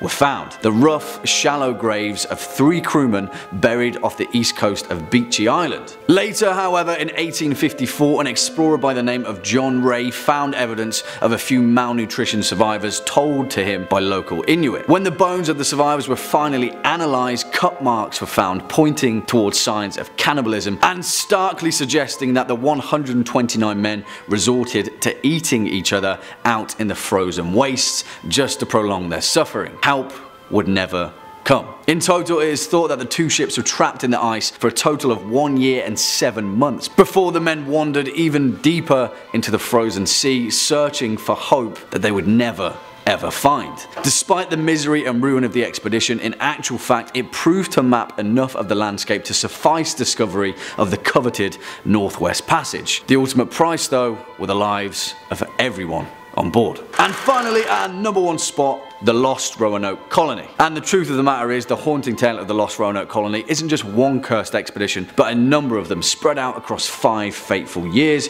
during a time when the Americas were first being colonized by England. Now, many of you may already know the tale of the Lost Roanoke Colony, and hundreds of theories have permeated their way across our culture over countless generations, but still, it serves to be one of the most mysterious and unexplained occurrences in Western history. The expedition and subsequent founding of the colony was first sponsored by the legendary explorer Sir Walter Raleigh, although fittingly he himself vowed to never set foot in it. And so in the summer of 1585 the first colony was attempted on the small Roanoke Island off the coast of what is today's Dare County in North Carolina. Quickly things turned south after a lack of supplies in the area and bad relations with the local Native Americans. Many of the English colonists then left with Drake, but a few resolute pioneers stayed behind, determined to carve a new life for themselves. Later in 1857 a new expedition arrived, headed by John White, who would later become the colony's governor. When they made their way to the new colony though, the only thing they found were the skeletal remains of one of the colonists. Bad sign, right? Well, in fact they decided to settle Roanoke again, this time with a larger party of around 145 colonists. John White sailed for England once again in the later summer of 1587, leaving the colony to flourish, but when he returned in 1590 he was greeted by the same familiar sight. Nothing, no one. In fact, not a trace of the 90 men, 17 women and 11 children he had left behind. There were no signs of struggle, no remains of damage. In fact, the only clue was a single word carved into a fence post: Croatoan. Whew. Well, I'm sure you guys have got your own theories about the Lost Roanoke Colony, and if you do, make sure to let us know in the comment section down below. Kicking off at number 5, Vinland. And no, not the Scandinavian nation of Finland, although that awesome country has as much deeply seated history as the best of them. This story is about a much more different destination. You see, the Vikings were remarkable explorers, and the art of experiencing the unknown parts of the planet was perhaps one of the most important figures in Viking society. So then, it would make sense that the Vikings managed to make landfall in North America nearly 500 years before Christopher Columbus was even born, right? In fact, it is widely considered that the legendary Viking explorer Leif Erikson led the first ever European voyage to touch North American soil. You see, by the year 985 AD, Greenland had been relatively settled by Leif's father, Eric the Red, who had been banished from Norway for committing manslaughter. Leif grew up with a thirst for exploration, and it was around 1000 AD that he turned his sights towards the mystery of the West. After crossing the rest of the Atlantic, he discovered what is now Canada, a rocky and barren land which could have been Baffin Island, but the Vikings dubbed it Helluland, Norwegian for stone slab land. Eventually, when they got further inland, they discovered a much more lush and bountiful region filled with salmon and wild grapes that they named Vinland, Wineland. They spent a winter or so here before returning home, telling everyone how awesome it was. Now, because of that, several parties tried to sail there and settle permanently, the most famous of which being a site at the northernmost tip of Newfoundland at Lens-aux-Meadows, where archaeologists have discovered numerous evidence of their settlement. You see, after all of this exploration, though, the Vikings hadn't paid much attention to the natives that had lived there for thousands of years already. First, Leif's brother Thorwald Eriksson was killed in a skirmish with a nearby native tribe, and then several years later, another group of Vikings were mercilessly killed in the Battle of Vinland in the year 1010. As an old legend goes, the final nail in the coffin for the Vikings' time in North America came when a small group of fishermen woke up in their coastal camp, only to find that their leader had been beheaded in the night by the natives, his head skewered on a stake as a warning never to return. Swinging in at number 4, the death of Hedingus. Now, whilst there are many legendary Danish kings from history, the majority of them are renowned for their lives as bloodthirsty warriors and daring tacticians. Hedingus, though, this guy is far more renowned for his death, more so than anything else. Although, to give him credit, he was a pretty legendary warrior and leader either way. It's just that, well, you'll find out. From the off, Hedingus was thrust into a life of violent circumstance. His father, King Gram of Denmark, rocked up to the wedding of a Finnish princess, Signe, and her intended husband, Henry, King of Saxony. Obviously, it was love at first sight, as Gram killed Henry on the spot and then took Signe back to Denmark, where she eventually gave birth to their son, Hedingus. Obviously, Gram had quite a few enemies at this point and was quickly killed in turn, but Hedingus was smuggled out in secret to Sweden, where he was fostered by a giant, Wagnofthus, and his daughter, Harthgreppa. Now, this is where the story turns up a notch. You see, all Hedingus wanted to be was a warrior, but the giant Harthgreppa had other desires. Despite being his wet nurse, she eventually seduced him in his adolescence and became his lover. When he came of age, Hedingus decided to head back to Denmark, and the giantess, of course, came with him. On the way, they spent a night in a house whose inhabitants had just died, but as Harthgreppa was a sorceress, she cast a spell that caused one of the corpses to speak. Well, that corpse wasn't too happy and cursed them for eternity, telling them both how they would die. Not long afterward, Harthgreppa's death came true. She was torn to pieces by her fellow giants in a bloodthirsty frenzy. Hedingus went on in silence, though, and became the legendary king that he was worthy of being. His death he kept secret, seeking wisdom from his new patron, Odin. Eventually, after partaking in some mythical acts and winning countless wars until his old age, he brought his subjects to a forest to witness his new revelation. He claimed that only Odin knew his death, and then he hung himself in front of everyone. Next up at number 3, the curse of Andvari's ring. And for this one, we're going to dip a little into Norse mythology, because let's face it, the history of the Scandinavian people was shaped by the skaldic tales that they formed their culture upon.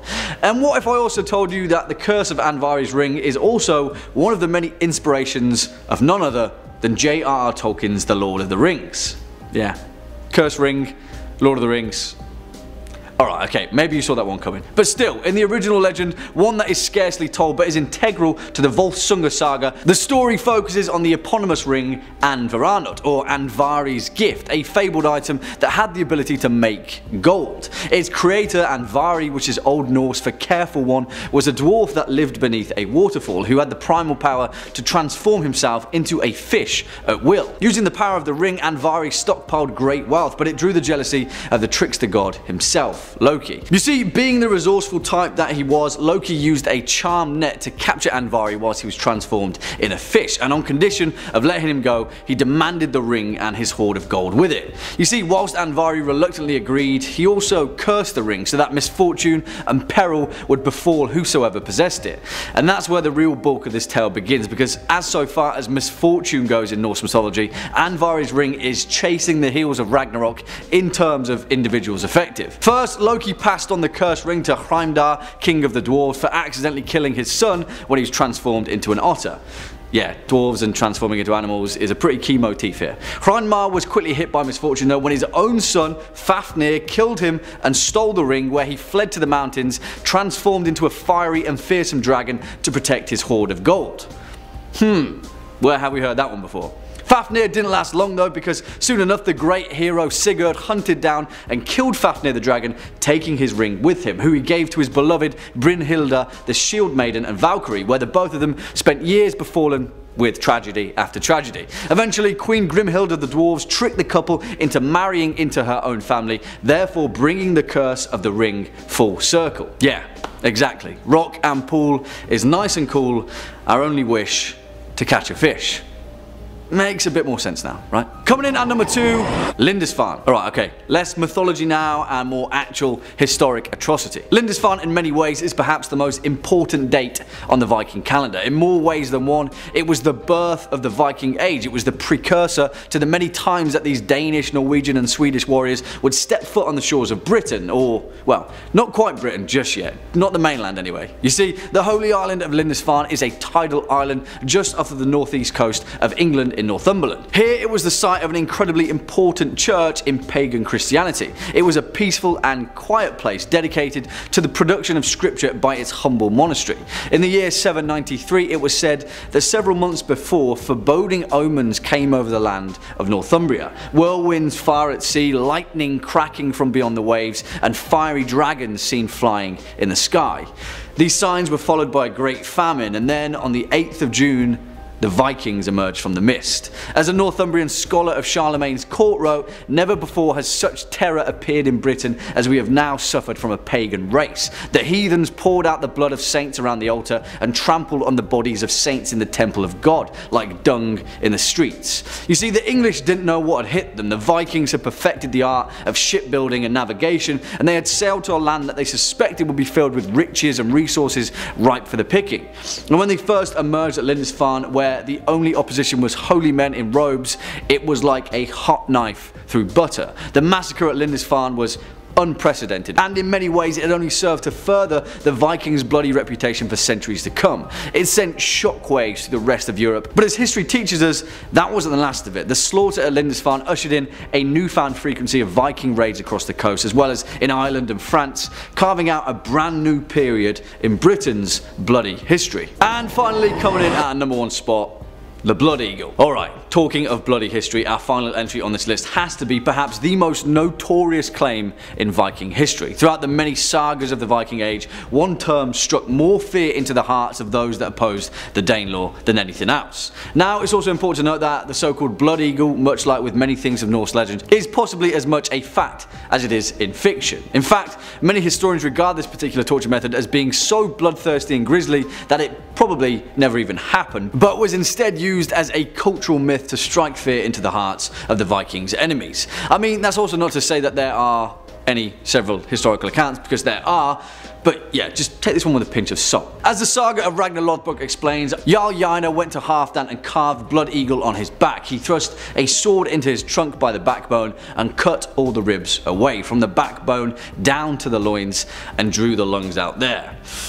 Yeah, that's a pretty bold statement. You see, one of the earliest accounts of the use of the Blood Eagle is attributed to the death of Ragnar Lothbrok himself. Back in 865, King Yala, who was the then king of Northumbria, had finally captured the legendary Viking leader Ragnar Lothbrok and sentenced him to death by throwing him into a pit of deadly snakes. And before anyone says that the United Kingdom doesn't have any deadly snakes, yes we do. It's the adder, and they're incredibly poisonous. Anyway, in revenge for his death, the sons of Ragnar, led by Ivar the Boneless, led a Viking invasion a year or so later with King Jarl in their sights. And once they finally found him following the Battle of York in 867, Viking legend maintains that Jarl was tortured to death by each of Ragnar's sons by method of the Blood Eagle, where he was kept alive during the grisly and bloodthirsty punishment.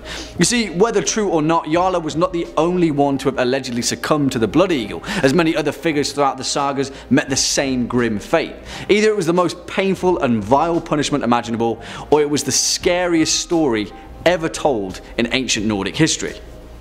Either way, it worked. Coming in at number 5, we've got an ancient Egyptian ghost story. Back in 1200 BC, somebody in ancient Egypt decided to put a ghostly story to paper, or pottery, I suppose. An Egyptologist named Gaston Maspero published this story found on 4 pieces of broken pottery, which tell the tale of a man who spent a night next to a tomb and was awakened by a ghost. This man then went to the high priest Khonsumheb and told him about the experience. From there, the high priest decided to summon the ghost and hear his story. When the specter arrives, he claims that he is Nabuzmek and that he's been disturbed in the afterlife by some sort of damage or trespass upon his tomb. It's not totally clear because more pottery pieces haven't been discovered yet. So the priest offers to rebuild a new tomb complete with a gilded coffin to make the spirit peaceful once again, but the ghost expresses some reluctance. He says that others have offered similar things but never followed through. So to prove his commitment to the cause, the priest then shares the ghost's fate for a little bit, living without food, water, air, or daylight. The text ends before the story concludes, but it seemed likely that the plan to pacify the phantom worked. Tales like this are relatively common in Egyptian lore, as they did believe in life after death. It's less creepy than a mummy rising from the tomb and killing people, but back then I feel like they didn't have all the modern, scary storytelling tools that we so enjoy today.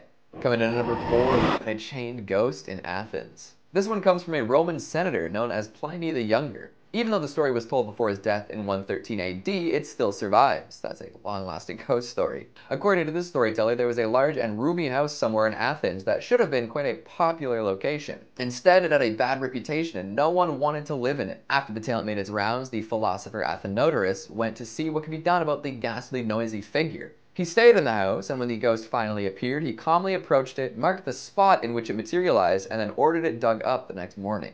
Underneath, the skeleton of a man in chains was found, rotting away. Obviously, the man had endured a terrible fate and was tethered to this spot, lacking a proper burial. Once the proper funeral rites were complete, the ghost appeared no more, and the house was no longer haunted. If only modern ghosts were this easygoing. I feel like anything that gets exorcised these days tries to kill and maim whoever was involved. Just chill. I'm trying to help you. Coming in at number 3, we've got Rainham Hall. This almost 400-year-old manor is full of ghost stories. It's huge and has a long, haunted history. The spirit of Lady Dorothy Townshend, wife of the second Viscount of the estate, is said to roam the grounds. She died after contracting smallpox in 1726 and was known to have had an affair. Scandalous. For whatever reason, she wanders the manor dressed in brown, earning her the title the Lady in Brown. The spectre was first seen by Lucia C. Stone around the Christmas of 1835. Soon after, a Colonel Loftus also saw the ghost and claimed that she had empty eye sockets and a glowing face. These tales were passed around from person to person with little to no evidence until around 100 years later, when a photographer for Country Life magazine showed up to take some snapshots of the estate. They had set up their camera to capture some pictures of the stairwell when a hazy figure appeared. The picture was taken and when developed seems to show a translucent figure floating down the steps. It's quite the famous image and has attracted a fair deal of scrutiny. Maybe it's a double exposure, maybe it was doctored. However, no one's been able to prove either of these theories, but I suppose the same can be said about the ghost itself. Coming in at number 2, we've got Aokigahara Woods. Also known as the Suicide Forest, this thick bit of flora sits at the foot of Mount Fuji in Japan. Plenty of disaffected people have come here to end their lives over the years. Nowadays, there are signs placed urging people to seek help, and volunteers often head in to try to talk people out of committing suicide. The forest is so thick and dense that folks need to bring colored tapes and ribbons to help them find their way back to the entrance. It doesn't help that most sound is muffled very effectively, making the whole area eerily quiet. On top of the dark denseness of it all, the soil's also rich with magnetic iron, which causes phones, GPSs, and even compasses to malfunction, leading people to become more hopelessly lost if they're not careful. Some say these technological issues are proof of demonic presence. As with anywhere where death is common, these woods have plenty of ghost stories associated with them. According to legend, people would bring family members here in times of famine and leave them to die. This was done to save food for others. Those left in the woods would slowly starve and become what are known as yurei, or souls filled with hatred, sadness, and a desire for revenge. Superstitious folks believe that these yurei would walk around screaming near their bodies, and often people tasked with removing their deceased from the woods would play rock, paper, scissors to figure out who had to do the scariest job. And finally, at number 1, we've got the Tower of London. This 900-year-old building is absolutely full to the brim with ghosts. There are enough stories to fill volumes of books. We can talk about the Queen's House, where Arabella Stuart roams. The first cousin of King James I married against the king's wishes and was sent to the tower as punishment. Her ghost floating around seems to tell us that she's still there serving time. If you were to visit the Martin Tower, you might run into a fuzzy grizzly ghost. Back in the day, all sorts of exotic animals were kept in here as an exotic zoo of sorts. Among these fascinating creatures was a bear. And this bear must have been treated very poorly because it stuck around for the afterlife to cause some mayhem. There's a story of the bear appearing before a guard and sending them into shock so bad that they died. I mean, I get it, it's a ghost bear. Fans of The Shining might find something familiar in the next tale, the tale of two ghostly twins. It's said that 2 young princes were murdered in 1483 and the culprit was never found. So now it's not uncommon to see 2 little boys holding hands, melting into walls and floating between rooms. Come play with us, Danny. I could keep going forever with these stories, but we've only got so many hours in the day, so I'll cut it there. Alrighty folks, I'm gonna kick this off with less of a mystery and more of a crime from the 90s in the name of the occult that hurt my brain. Yeah, it's probably more recent than expected, but bear with me here. Welcome to the dark and twisted world of the Beasts of Satan. A name that echoes not just a criminal group, but a haunting chapter in the tales of occult mysteries from history. See, I like a good rhyme. The sinister saga unfolds like a macabre symphony, blending elements of satanic rituals, heavy metal music, and gruesome killings in a chilling crescendo that gripped Italy from 1998 until 2004. It all began with the red-soaked canvas of a double homicide in the woods near Somma Lombardo.